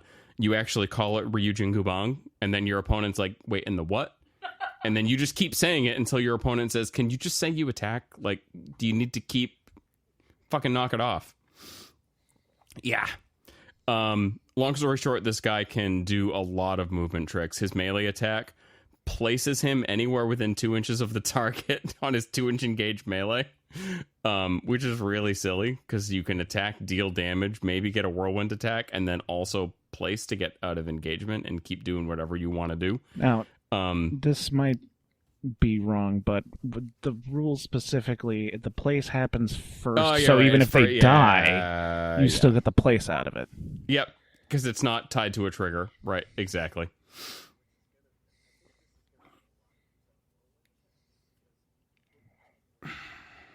Mm-hmm. Yep, that's right. He also has a great kidnap, which, like, yeah, I mean, kidnap abilities are super strong. Granted, it's once per turn, but, I mean, just being able to yank an enemy model out of place and closer to your middle of board ball of death is fantastic. I have 100% used this, like, turn 2 or turn 3, there's been an enemy next to me. I've journeyed to the wested to push them back towards their deployment zone. Use Somersault Strike to place in base contact with them. Attacked them with the Ryu Jungubang to place further away so that I'm not engaged anymore, and then speed of the meteor to walk, or to get a push and then drop a scheme marker. It's really, really, really fucking silly. Like, it can totally screw up your opponent's day. Basically, when I look at this guy, if I'm looking at him like well, we'll get to the out of keyword thing, whatever. Yeah, Sun Wukong, he's really cool, and I like him a lot, and I think he's going to see a lot of play. And I'm interested to see what the model looks like when he's assembled, because it's going to be pretty tough to stand up to some of these other story models. He's probably going to look kind of unimpressive next to the rest of them, but we shall see. I know what the model actually looks like. I haven't looked at the render yet. It's not the render. It's they had the entire keyword on display at Gen Con. Oh, fucking went to Gen Con. I've got a picture. I'll share it with you. Oh no, he was on a banner and I saw him. I was like, oh shit, that's the Monkey King. Like, it's very obviously the Monkey King. Cool. So that covers all 3 of the existing story keyword models. We're just going to round it out with a couple of red libraries, and that'll do it. So we have Miss Mia Murakami, who also shares a keyword with Redacted. They who should not be named. Vic just laughed so loud that even though her mic's muted, it still got picked up in Doug's, and I love that. Well, yeah, you know. So, Mia Murakami, she's a pretty cool model, but are there any little lore tidbits that you guys would like to share before we move into mechanics? The thing that really jumped out for me, lore-wise, is in her snippet about this. She works for the Red Library. She was a Charm Warder, one of the first ones who actually set up some of the safe space. Yeah, set up the wards, that's the word I'm looking for, on the Red Library to make it a safe space. I think it said she's the only one still alive and around, and she's doing library work now, but she's in the witness keyword for reasons in the story I don't want to spoil. But in the snippet about her, it mentions, like, it's not that she is being pulled, like, a lot of these either multi-faction or multi-keyword models, they owe some kind of allegiance to both sides. She very clearly is doing whatever she's doing involving witness for her own reasons. And we don't know what they are, and I find that really interesting. Yeah, I can dig that. I had looked through a little bit of the lore, and I couldn't really figure out what the connection to Witness was, but apparently I just need to read a little bit more. We shall see. Yeah, Mia's cool. She basically she gives you a configuration with this keyword. The only interaction with the configuration is on Mia's card itself. Basically, whenever this model or a friendly story and line of sight activate, you get to add to tome. And the only thing that the configuration is going to do for you is basically give you built-in tomes on your Jinx, so that you get to draw cards when you're also giving out damage and injured, which is fantastic. And it's going to let you scry the top X number of cards on your opponent's fate deck when your master activates. That's pretty much it. She has Chi Barrier, which I haven't come up with a magical Christmas land situation to actually use and win a game with, but theoretically it could happen. I do want to congratulate Weird on this. I feel like any keyword with a really defining new mechanical keyword ability like the configuration, having any keyword or any card like bridge keywords from that is going to be tricky, and I think they did it really well here, because she works in Damien and she still uses that configuration in a library crew. Yeah, I agree. It has some pretty good interaction with the crew, and to your point, it is tough to make dual keyword models for literally different keywords and even factions that actually function. They did a pretty good job with it here. Good stuff. Mm-hmm. Also, she draws cards. Like, she's got Surge. Yep. She's got a bonus action where if you don't need to use Creep Along, you can just draw 2 cards which is fantastic. Yeah, pretty solid. Yeah, she could be surprisingly mobile for a move 4 model with Creep Along. Yeah, I think that she might be close to the record for the most number of rules on a 6-stone model in the game, too. Like, oh boy, she's got a lot going on her card. Cool. Mm-hmm. Yeah, I mean, she's pretty cool. I think that there are some other Red Library players that don't really think that she's that great, but frankly, I've had pretty good luck with her. So I'm looking forward to using her more, and I think I would have a tough time cutting her from the lists. So, pretty solid stuff. Next up, we have the Paper Tiger, the model that I can see cutting from some lists, but maybe I'm just bad at Malifaux. Hint, I am. So, anybody have any lore bits to talk about the Mr. Paper Tiger before we get into some mechanics? You can see cutting from list or can't see cutting? I can see cutting this model from lists. Oh, okay. It dies real easy. Well, that but makes anyway. sense given that it comes from a turn of phrase. Yeah. Couldn't remember what that turn of phrase is. Basically, it's like, oh, he's a paper tiger, which is kind of the equivalent to his bark is worse than his bite. Wow. Mm-hmm. The alcohol just hit. His bark is worse than his bite. Yay. Meaning that, yeah, he's going to act all tough, and he's going to say things, and he's going to pretend like he's going to be all threatening, and he'll act like he's going to, like, do all this tough guy shit, but when it comes down to it, he's going to fall apart. Yeah, which has been my experience so far. I have no idea what the connection this model has to the lore is. Again, I'm not good at reading that stuff before I put these models on the table. Do any of you have any insight there? The Paper Tiger is Lynn learned how to make the origami dudes that are Katashiro. really cool. Katashiro, those guys. Yes. She learned the magic to make those, and this is what she made. Great. Good talk. Her love of paper folding was introduced to her by Misaki. Yeah, speaking of Blade Runner, lore, yeah. aren't like she and Misaki like not really besties, but like kind of besties? Kind of. Like they They were And they were besties. roommates. No, they weren't. They were roommates? Hold on. Is that a real thing? No. Just Okay. a joke. A meme. A vine. A Vine? We're old. Oh, Jesus. You on TikTok before it was TikTok. We are That thing. very old. Yeah. I'd like this model a lot, but I'm not one that usually has like really good scheme runners. Yeah, I mean, basically, it's another flanker schemer in a keyword that also has Sun Wukong. So if you need to run both flanks for scheme or strat, then I think that it makes the cut. If you don't, then you probably take Sun Wukong and you leave Paper Tiger Here's at home. The one thing I see, and maybe that's because you haven't played Bibliothecary a lot, but he can be reactivated with Right. 12, 18, almost 20 inches of movement in activation. Yeah, I mean, granted, the reactivate is a big deal. Only having played 2 games with Bibliothecary, sometimes the 8-inch range on that has proven a little tricky to make kind of really work with the Paper Tiger, but if you do it as an early reactivate instead of a late game reactivate, I think it definitely works. Here's the reason I think you bring him. If you are bringing a Bibliothecary build that is focused on as much hand pressure on the opponent as possible, you bring this guy and you set him up to he's going to flank something, take out a little scheme runner early, and then is going to make use of cover, which he always has.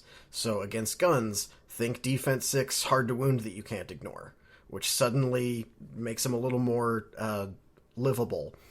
And then you set it up as much as possible to attack 3 things in an activation. Your opponent just lost half their hand because of staying on the page. So after he ends his activation, enemy models that damage that activation must discard a card. And then if it's a key turn, that's the one where you have Lynn reactivate it. Do that again. They now have no hand, and hopefully you have Muppet. Muppet. The Muppet. Muppet Boy, have boring convo up. And now they're not doing anything. Oh, Technically, Jesus. also, with that reactivate, you could possibly push any target, really. You can push any of your models 24 inches with that reactivate. Yeah. I mean, that's one thing that I've used it for is turn 1, Yeah. doing like a double intimidating roar on Lindley 2 to push her way up board. Can send most of your opponent's crew back where they came. Like, dislodging your opponent's setup is very, very good in this game. I think that the intimidating roar is probably the best thing on the card. Being stat 6, if you happen to be targeting a minion so you can randomly give it slow, then fantastic. But you don't really feel too bad using intimidating roar because you also have blown by the wind, so you still get some movement regardless of whether, how you use your AP. I have literally never used 7th Fold in the page. It's a super high TN needing a 9, and I've never seen a situation when I've needed to use it. Bring it with two Katashiro. Bring it with 2 Katashiro. Yeah, that'd be good. 7th Fold, I think, again, you're gonna see more likelihood of it being impactful with Bibliothecary, since she's doing more with scheme markers, and it needs to target one. Because while it does need a 9, you do still have Well-Versed. And this is another TN that they have to hit. It's only a 12, but it's another one they have to hit. Or gain Injured 1, which if they fail, they're gonna... everything else is going to have an easier time with it. And that's another thing that for that 9, it's doing 2 things. It's doing that offensively, and friendly models in that area. One thing I will say is move that up to 2, so this might not even be in favor of 7th Fold, but Injured is good. Granted, like, Injured is a good condition for you to get on your enemy models, but, like, is just failing that TN12 defense duel or gaining Injured 1 enough to actually make your opponent cheat? Probably not most of the time, so I would think that if they fail, there's a pretty good chance that it's actually going to land, for better or worse. I don't know if that's good or not, but yeah, there you go. And the thing I think of here is, again, it's the question of what TN do you want to have them fail? Because that's the one you're doing a little later. Because you're, again, trying to do a lot of the hand pressure 7th in the build. I Fold see was this thing coming. the enemy models gain Injured 2 and you get to move them 2 inches, would be much, much better, because then you could kind of combo it up with Story of Raijin, with some of the hazardous that it can put out. Like, it's good. I just don't know if it's a 9 good. But yeah. Anyway, I've had mixed results with this guy. The other thing I think, and again, Sun Wukong can do this in a number of ways of offensive movement of enemy models. I think if you need more of that is when you bring him, because Sun can do it on one side, he can do it on another side, do it on train heist, where you don't want people getting to the trains. I know that's a deep cut, not one of the regular ones, but the regular ones aren't coming to my brain at the moment. Incidentally, train heist is the strat that we played in the Rusty Rumble that I was talking about, and I kind of love that strat. It was really good. Yeah, I do too. Yeah. It's real fun. Anyway, carry on. Yeah. No, for something like that where people are wanting to get to a spot, you can have Sun run one flank and Paper Tiger runs another flank, and they're just going, oh, well... Yeah, and it's nice to be able to have models on both flanks that can displace the opponent, because you've got Intimidating Roar on one side, you've got the Journey to the West on the other side. Like, I can dig it. And that's really what I've used him for, is, like, guard the stash, covert op, like, stuff like that, where I want to go up both sides at once. Yeah, pretty solid. And then we have... moving on to nearly the last model, the Calligrapher. I have no idea if there's any significant story snippets on these last 2 minions. But yeah, the Calligrapher's pretty cool. Do you guys have anything to add before we talk a little bit about tech? I like the fluff behind the Calligrapher of, like we mentioned earlier, the library doesn't let people leave with stuff from the library. So what the Calligraphers do is they use magic pens to essentially be copy machines. So because you're not taking the book from the library, you made a magic copy of it. You can take the magic copy. Glorified pretty Xerox. It's a glorified Xerox. Yeah. Oh man. Yeah, calligraphers are cool. I think they're good. Some other people I've talked to don't think they're good. Pretty much the only thing on their card that's really worth a shit is rewrite, which is essentially it's like analyze weakness, except you can choose one of a number of abilities, including like hard to wound armor, hard to kill, flight, terrifying, whatever. And the target model loses that ability, and this model gains that ability. But the big thing with them is that they have accomplice. Because like that's kind of one of the things that sucks about analyze weakness is you use it, but then your opponent gets an activation to react to that. With these guys, you can, like, conceivably speaking, walk, rewrite, accomplice into a beater and take advantage of it right away. I frankly have never had that actually come up in game, so it's strictly theorycraft. But I can see a place for them in certain matchups. As a regular hire, yeah, I don't think I'd probably take them that much. But what do you guys think? I think they're a tech pick.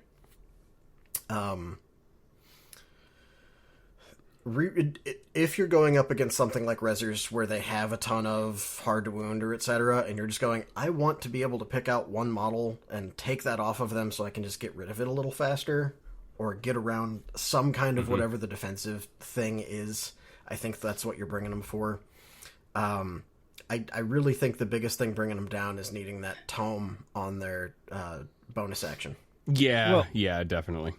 It's bringing them down, but also you have a good amount of draw in the crew. And also, Yeah. I mean, like the one that stands out to me is obviously the setup with Hazardous in a crew that has a lot of ways to move your opponent's models. So you can kind of base, you probably need to bring two in case one of them dies, but you can base a decent fighting strategy around setting up Hazardous and then having Tiger and Sun just grind things over that Hazardous a bunch of times. Yeah, I agree. The thing with rewrite is that, a lot of models in the game have ways to get around things like armor or terrifying. There are not very many models in the game that have ways to get around things like disguised or hard to wound, though. So, like, you're playing into a Rezzer, to your point. Let's say you're playing some models with really spiky damage tracks, like Hungering Darkness or Fuhatsu or something like that. Being able to get rid of your opponent's, your valedictorian's hard to wound, so that you can then shoot it with Fuhatsu for, max 6, or, one of those other models that has a really spiky damage track, is potentially pretty impactful. Again, very, very matchup specific, but I think they're a solid tech pack. Would I take them every time? Yeah. Yeah. Incorporeal, not a lot of things getting around that either. Also, the ability to remove flight or unimpeded from a scheme runner that is needing those. Wait until they're in some kind of terrain where they really need it, and you're going, cool, you're stuck there. I just ate your turn because it took me. Yeah, can you imagine getting rid of flight on a mature that's standing in the middle of a forest? Like, oh my god, that's brutal. Yep. Brutal. Yep. Yeah, I was going to say the incorporeal thing because I am, if anything, a broken record, and again, that just aids the Hazardous gameplay. And there's a lot of stuff that goes into incorporeal, not just -1 damage, but in ignoring Hazardous, but also like being able to move through stuff. Mm-hmm. Suddenly, just like, you're not a ghost anymore. Or having people move through you. Yeah. Yeah. Yeah, I mean, it's pretty solid. I really dig it. I would still say it's probably a tech pick, unless you're specifically building your crew around the grinder. Yeah, and quite frankly, a lot of this is probably strictly theorycraft, because like I said, at this point, I've probably played 10 or 12 games of story. I don't think I've hired a calligrapher even one time. Oh boy, it's a whole thing. So moving on to the other minion that you'll probably see a little bit more of, and that's the Bookkeeper. Bookkeepers are pretty cool. Fantastic looking model. I'm really looking forward to seeing the render when they spoil the I put a post box a picture. Art. You can see all three. Aw, what a guy. So hot in this what a keyword. guy. It's insane. Yeah, really. Like the whole glasses thing, and then Doug was talking about the sub-dom masters thing. Like it's a whole thing. Just don't say that the monkey's hot. That's a little weird. We don't shame furries on this podcast. We don't shame furries. Clarify. I was talking about the red library keyword and not the story keyword, with the exception of Lindley, because she's... So, you're saying the Muppet's hot? Yeah. To a certain demographic. Does that qualify as furry or... Muppetry. I think that's more monster fucker. Is that No, a I thing? think Muppet... Hold on. Oh, boy. Yes. Oh my god, think- is it a thing? Jesse, have you been on the internet? Oh, Boy. I'm busy dying. Oh, boy. No, I think Mop Nope. probably falls under the specific category of Muppet lover, because there are, unfortunately, people out there that are into that. To each their own. Just, You didn't have an awakening when you first saw Miss Piggy? I'm not kink shaming. I'm kink asking why. Yeah. So, bookkeepers. Okay, I will say my one piece about bookkeepers. And I'm glad they fixed this in the From Shadows thing. Sorry. The supplement for Through the Breach. And that is, they could have called them Red Librarians, and they didn't. I can dig that. I'll never not want to play on words if I can, so gimme. Red Librarians. Just give us new cards. Come on. Red librarians, indeed. It is kind of weird that no one is technically labeled librarian. Yeah. So yeah, I mean, these guys are, they're pretty cool. I mean, they do a lot of schemy tricks. That's kind of their jam. They have Don't Mind Me for all that that's worth these days.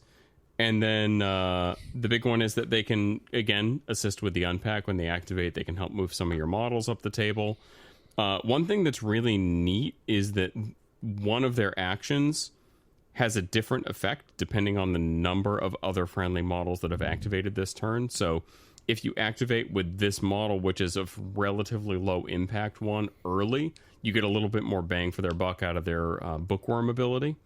Where basically you get to discard a card and then draw 2 cards, which is super strong. Otherwise, you get to look at the top 3 cards of the opposing player's fate deck and put them back in the same order, which is not phenomenal for an AP. But yeah, I mean, they have a bonus action to let them take the interact action, which is fantastic. Curse Translation, their ranged attack is actually pretty good. It's got a blast on weak. It can deal damage based on the number of extra scheme markers around, which is pretty solid. And it has Draw Out Secrets, which, again, you can theoretically score points with. It's a pretty neat little model. I think that you probably always take one with Bibliothecary. I haven't really found a reason to take one with Storyteller yet. But yeah, pretty cool stuff. What do you guys think? I'm right there with you. The inverted steps of ignoring terrain and vertical distance is pretty cool, and makes me want to, in my thought of designing a table around this keyword of, hey, let's play in the library, really makes me want to make like some MC Escher terrain. Yeah, they've got a very MC Escher vibe to them, that's for sure. Yep. Cool. Oh. Uh-oh. Doug's got a Sorry, thought. I just realized I feel like we need a Labyrinth Nightmare box of the Red Library keyword. We definitely need a Labyrinth Nightmare box of something, and I can't believe we don't have one yet. But yeah. We already have Hoggle. Oh, shit. In keyword. Mutt Map is literally the love child of Hoggle. What's the Muppet? Ludo. Ludo. There we go. Yes. Oh, Yeah. shit. How have we not had this? Probably because right? the keyword just came out.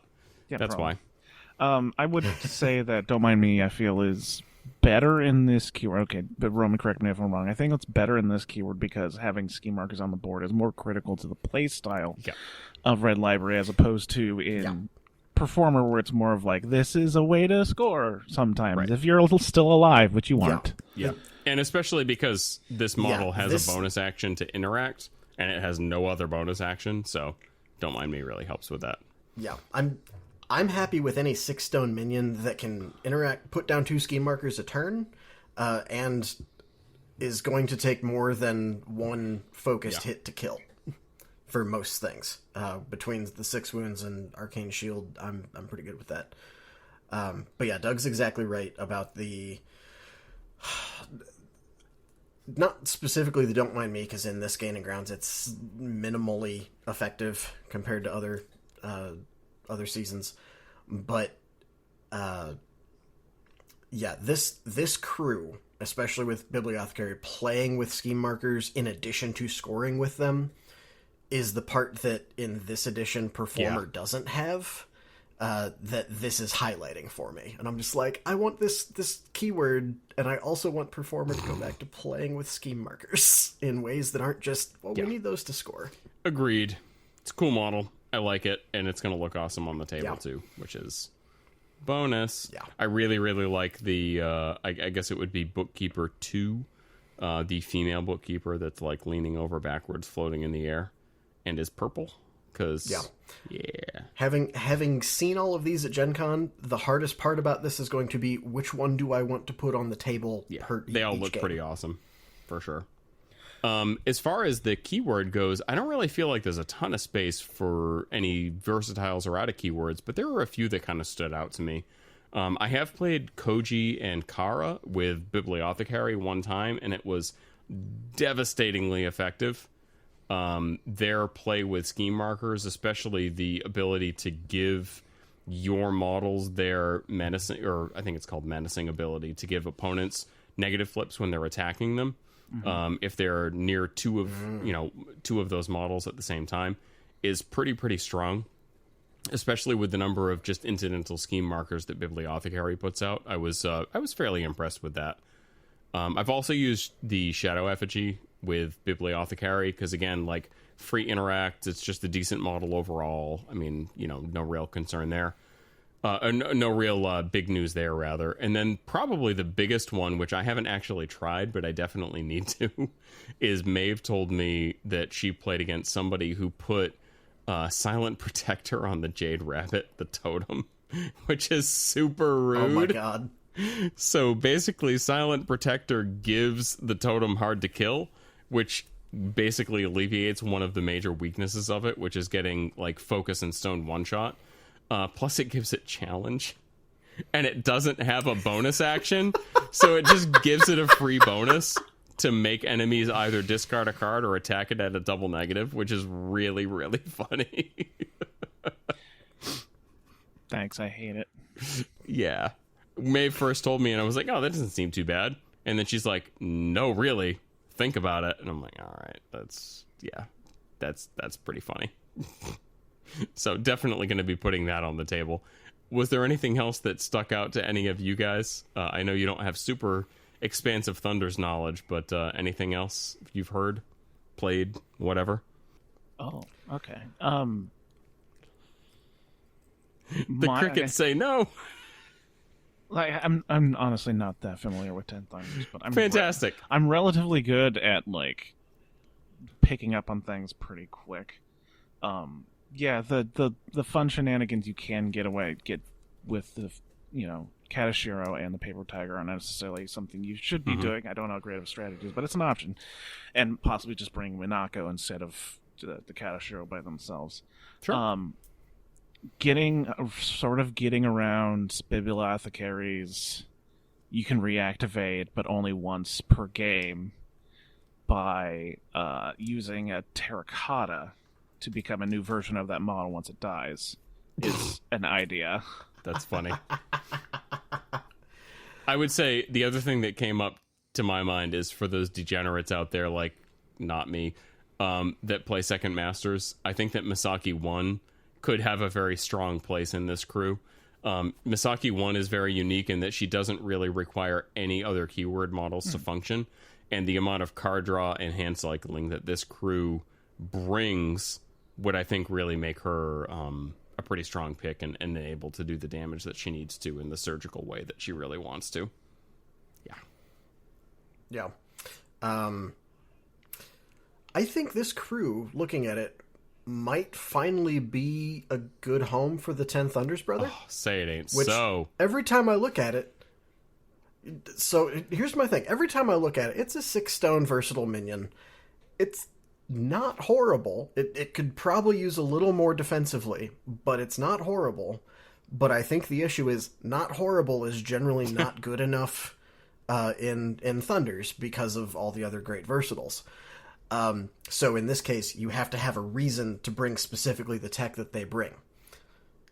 This is, I think, the first keyword in Thunders that cares about protect our holdings, because you're putting down a ton of scheme markers. While you're there, you might as well turn off their bonus actions for anybody trying to remove stuff with diversion, and keeping the piece as another, hey, here's a 6-inch bubble area of, in order to charge, you need a 13 willpower duel, which is more card pressure. And can you imagine that on top of a boring conversation aura from Matt? I can see that. So let's just do this. Let's say, are they worth 8 stones if you give them Silent Protector for hard to kill?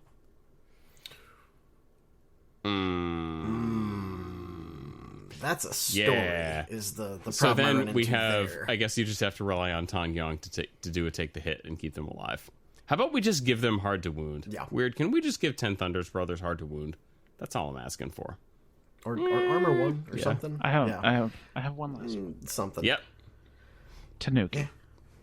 Tanuki. Hey, all the scheme marker stuff. All the scheme markers turns into hazardous poison. They have a decent heal, and Mup is going to enjoy even extra more heals.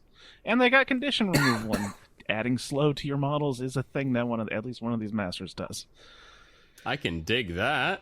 Yeah. I hadn't thought of Tanuki. Yep. All right. We got another keyword. Yep. We kind of talked a little bit about this before, but like models in this keyword that might be taken commonly elsewhere. Tong Yong, I don't think we really need to talk about that. He's pretty ace, and I think he's going to be taken elsewhere. Kind of alluded to it with Sun Wukong. He's kind of like Desper Leroux, but like different, kind of. Like he does more displacement and doesn't move around quite as well, and doesn't steal soul stones. But yeah. Yeah. He moves when you want to move the enemy with him. Desper moves on their own. Just, I'm going to go where I'm going to go. Story of Raijin we talked about already as being a strong out of keyword, and then Calligraphers is maybe?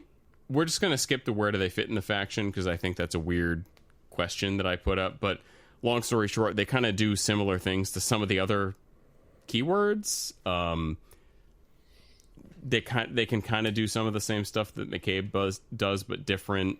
Same stuff that Shenlong does, but different. Like, yeah, I don't know. Unless you guys had anything strong to add there, I just feel like they're another option, but an option with really pretty looking models, which I think is probably going to get them a lot of table time. I don't play Shen, so I don't have a ton to say there.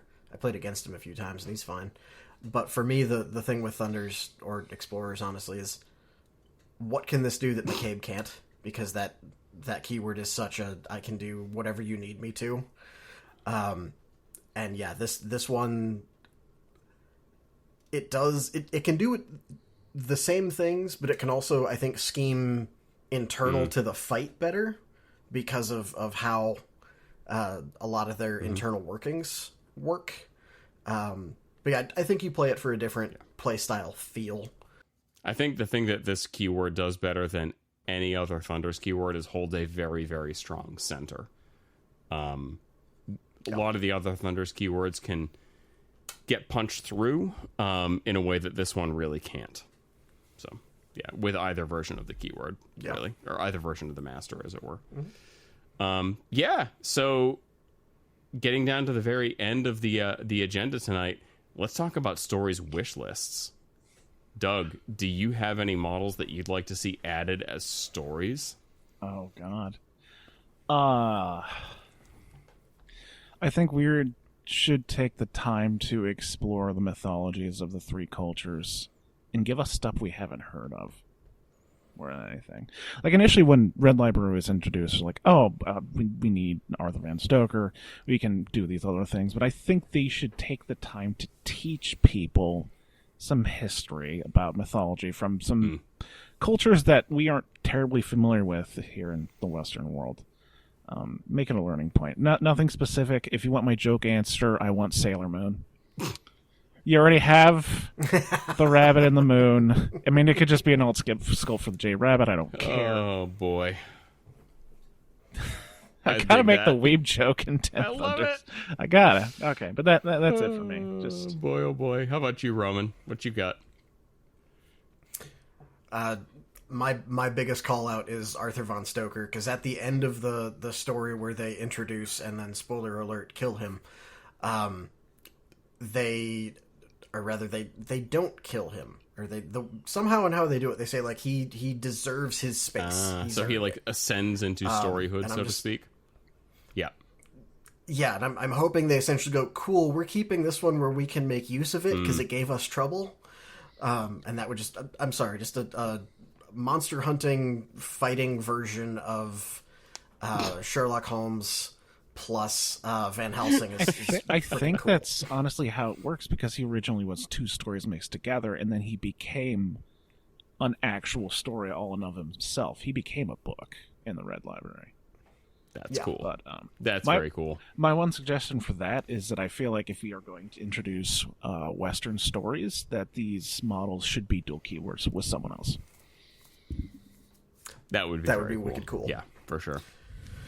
My joke answer is I want a Gundam. Nerds.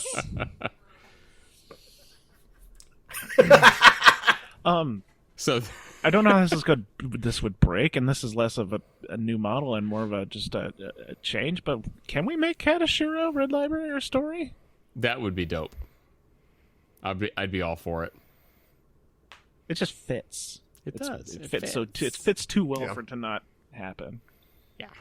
Victoria's So, Vic, what do you got? Up. Oh, okay. Okay.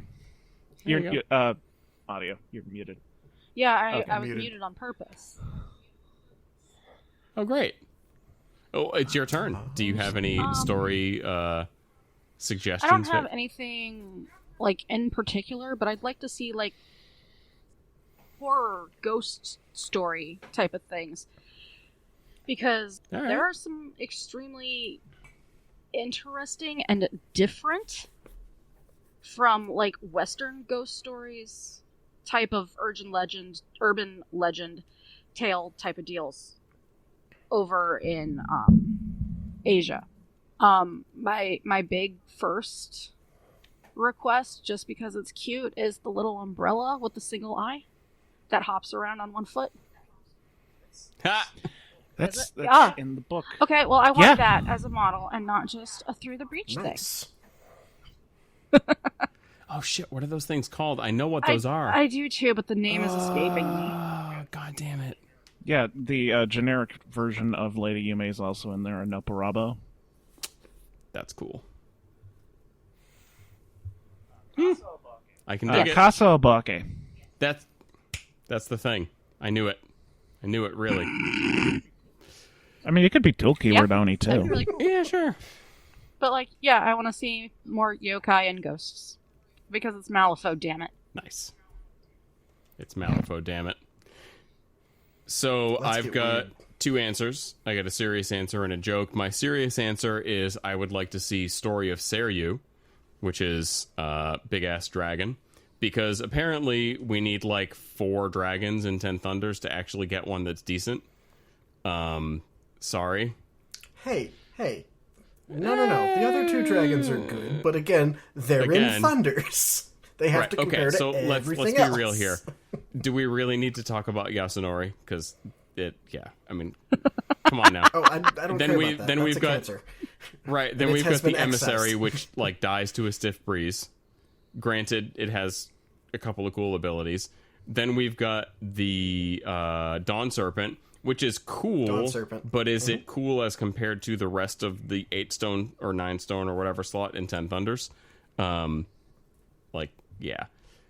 take a 4th stab at doing a dragon, guys. Yasunori is a Longma, which is not a dragon. Okay, so 3rd time's the charm. Then. Actually. No, you just you said it, and I was like, "That has a name." Like I'm the gonna go breathing find the into name. the mic just adds to that so well. And the actually. All I'm saying is the Dawn Serpent with the With Me upgrade. So yes, I'm spending 11 stones on it. To bring McCabe into a fight is funny. So as a super duper Final Fantasy 11, like my first MMO nerd, Story of Seria would be super dope because it was one of the kind of early raid bosses in one of the end game areas that first was in the game at launch, which would be pretty cool. And it has a big piece in Japanese folklore. It's actually a constellation in the sky. How about that? My joke answer is Story of Gojira. Which is basically just going to be a Malosaurus Rex but painted green. It needs and needs standing to more be upright. The rubber suit version. Yes. You need to be able to see the zipper on the back. Nice. Story of Gojira. Really, it is. Really, just take the alt Iggy and scale it up. Yeah. Yes. Yeah. Yes. He's so cute. Put that sucker on a 50 mil. All right. Okay, so if we're doing joke answers, I Yes. need a hentai section. Oh Jesus. The section of the Library of All Things that's behind the curtain that says "Kids Bring it Not back Allowed." to Bible Black. Yeah. No. It's beads. Actually, it's not a Yeah, curtain. yeah. It's beads. Bead curtain. Victoria, this is like turn of the century, 19th century. Okay, so They have tentacles. There can't be a hentai section. However, we do need the story of the fisherman's wife. We need a woodblock section, is what I'm hearing. Which, weird. The story of the fisherman's wife, I believe, is actually a painting. Mm-hmm. The fisherman's wife, which is sort of kind of the progenitor of tentacle stuff. Tentacle stuff. Stuff. Artwork. Anyways, Doug, you're so worldly. There's a reason he knows this stuff. Oh, boy. And moving on. Ships. So not moving on. Vic, let's let you lead this one off. Hey. Not moving on at all. I had LimeWire as a child. That's Oh, boy. LimeWire. LimeWire is literally just like STD for your computer. Oh, yeah. It's not. Yeah. It's not good. Yeah. It's not good. Which is why we had it when we were like 12. Right. Dad, there's something wrong with the computer. I don't know what happened. So let's move on to the boss of the Malifaux Port Authority, Vic, to take us away ships. Like to the ships. It's gotta be Lindley Misaki. You know, Like, yeah. There's Wait, a tension there. Is there a female term for like a bromance that like would it be a bromance or like are we talking like we're moving into full on romance territory here? They're best friends. Best friends. Yeah. And Lindley knows all the areas in the stacks in the red library that nobody goes to because they're too sketched out, so they can get some privacy in there. Yeah. And The Misaki library can just just, show like, up there turns because people- there's shadows. Yeah, exactly. The library just turns people around when it knows Misaki and Lindley. No, they need some privacy. Yeah. All right. So we have Misaki and Lindley. All right. Roman. Oh, go ahead. Bibliothecary Lindley, obviously. Bibliothecary Lindley, of course. Yes, absolutely. And then Roman, what you got? So I have two thoughts. One, this isn't a ship so much as I appreciated in the fluff.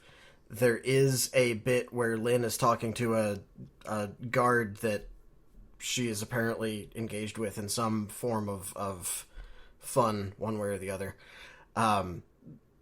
And like they were just cute. It felt like a good, like, just not like overly wholesome, but for Malifaux, wholesome relationship moment. I was like, that's cute.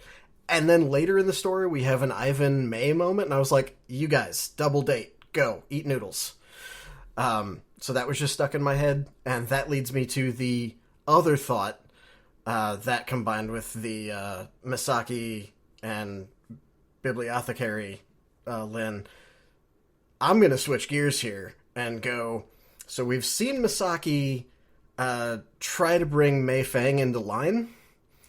and we'll see how lasting that effect is.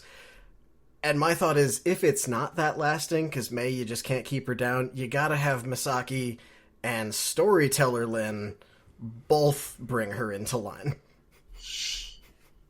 Do we have a 3-way ship here? Hold on. It's something behind the beaded curtain, you know. Yeah. Indeed. Oh my. I'm down with this. I'm thinking about, no, I gotta stop. All right. Anyway. I'm just saying, giant paper claw. Giant paper claw, indeed. All right, I'll do mine next. So I have 2 here. One of them is, and stick with me until the end, I'm going to preface this, story of Tan Gyong's horse. And the mechanical rider's horse. Oh, that pause. Because they're both mechanical horses. That pause. I was And then almost... the riders can just, hang out in the field and, don't watch the horses the whole time. But, I mean, Please don't watch the horse. Also, bring like headphones or something, because that's just gonna be a lot of clanking. Oh God, that's gonna be loud as a motherfucker. I was about to be like, no, I'm not gonna hear you out this second. And then you specified the horse, and I was like, what? And then my second one is gonna be Mup Map and Misfire, because I want to see Mup Map ride the bike. Oh, that'd be adorable. It would be super adorable. Also, I just thought of one to tack on to Vix. While Misaki and Lin are hanging out in the stacks, the rabbit and Shang are chasing each other around like an Acme cartoon. Oh. I can dig that. I feel like Shang is not allowed in the Red Library. No, that would be terrible. Yeah, you're right. Oh, boy. You're probably right there. Yeah. So that's what I got. Doug, you want to close us out? I had a couple other things I wanted to talk about real quick before that. Just things I remember. We're recording on my account of Squadcast, so I can do this. Right? That's how the rules work. That's how it works. Okay, first up, since going back to the fluff floor stuff, I really appreciate Lynn in a aspect of the game the universe has an issue with hope, if that makes any sense. Yeah. Whereas it's bad things happen a lot, but you can only see so much of it before you find that this whole situation is unreasonable. People just would not bear with Malifaux. And so you need to introduce hope on occasion. You need to introduce people you enjoy and and feel like, oh, there's still some humanity here. And Lynn does that very much for the Ten Thunders. She's a hopeful person. She's got a great attitude. She eats like an anime protagonist. Yeah, I feel like she's going to fit the same slot as Molly and Hoffman do or did. Where people are going to gravitate to them because they are decent people in a world full of garbage. That's the reason to play her in Ten Thunders. Yeah. The other thing... Nice. Going back to stories, taking one step back to stories wish list. I saw Victoria say smut section. I thought she was going to make this joke, and she didn't.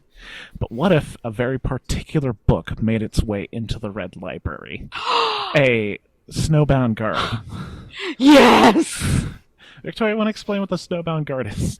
The Snowbound Guard is a grimoire that you can get in Through the Breach.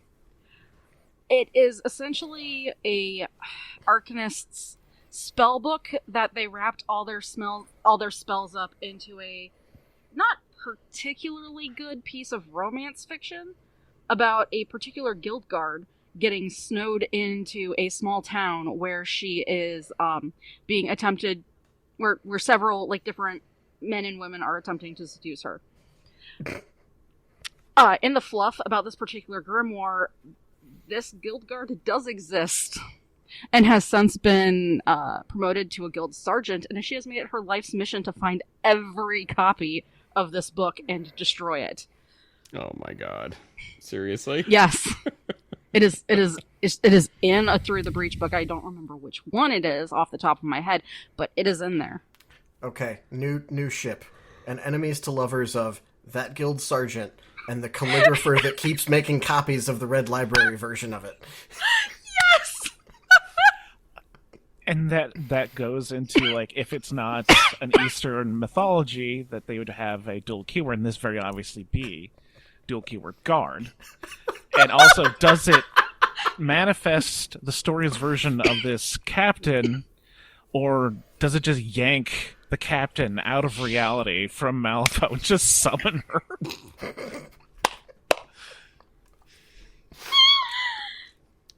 Oh boy. I need it. So hopefully that was a worthwhile distraction. What It we're was. doing closing statements. I guess we're done. You were, do we have anything else to do? Was that your ship? Was that your You're ship? supposed Did to you do have a a ship? Oh. You forgot about it. Oh, Christ. Well, thanks for doing the closing thoughts, no, but you okay, skipped the whole last I section. have shit. Okay, the strongest personality, the strongest force of will in the 10 Thunders, I think, is Misaki herself. So we already have a ship with her, but this is a second ship. And that is going to be, who reigns in Sun Wukong? Oh, boy. Who does reign in Sun Wukong? I think that's Misaki, specifically Misaki 2. Who Are you endorsing furry behavior right now? I mean, again, not to this judge, is not but... necessarily a physical ship. I mean, it could be. Shoot. I guess I am. Oh, well. Not too bad. That's fine. Sorry, I'm just thinking very much Fantastic. the relationship, at least the initial relationship in Inuyasha. Yeah, there you go. That'll work. Yeah. Sit boy. Boy, oh boy. Sit, boy. Sit, boy. And with that, thank you all for joining me. That's the closing line. Is sit, boy. Oh, goddamn. For any listeners that have stuck it out this long, I'm sorry. I'm so sorry. We're not. That's our line. No. It's not a faux down. We're not sorry about these. True. That's true. This is Oh, fluff. boy. We're proud of this. Doug's dying over there. Good. It's good dying. So anyway, y'all should go to the charity tournament next month. Oh, motherfucker. Good things happen. Good Good things happen. The charity event. June 16th to 18th, charity event. If you can't attend, please consider donating. Again, all the links will be in the show notes. And with that said, keep your conversations boring and stay weird, folks.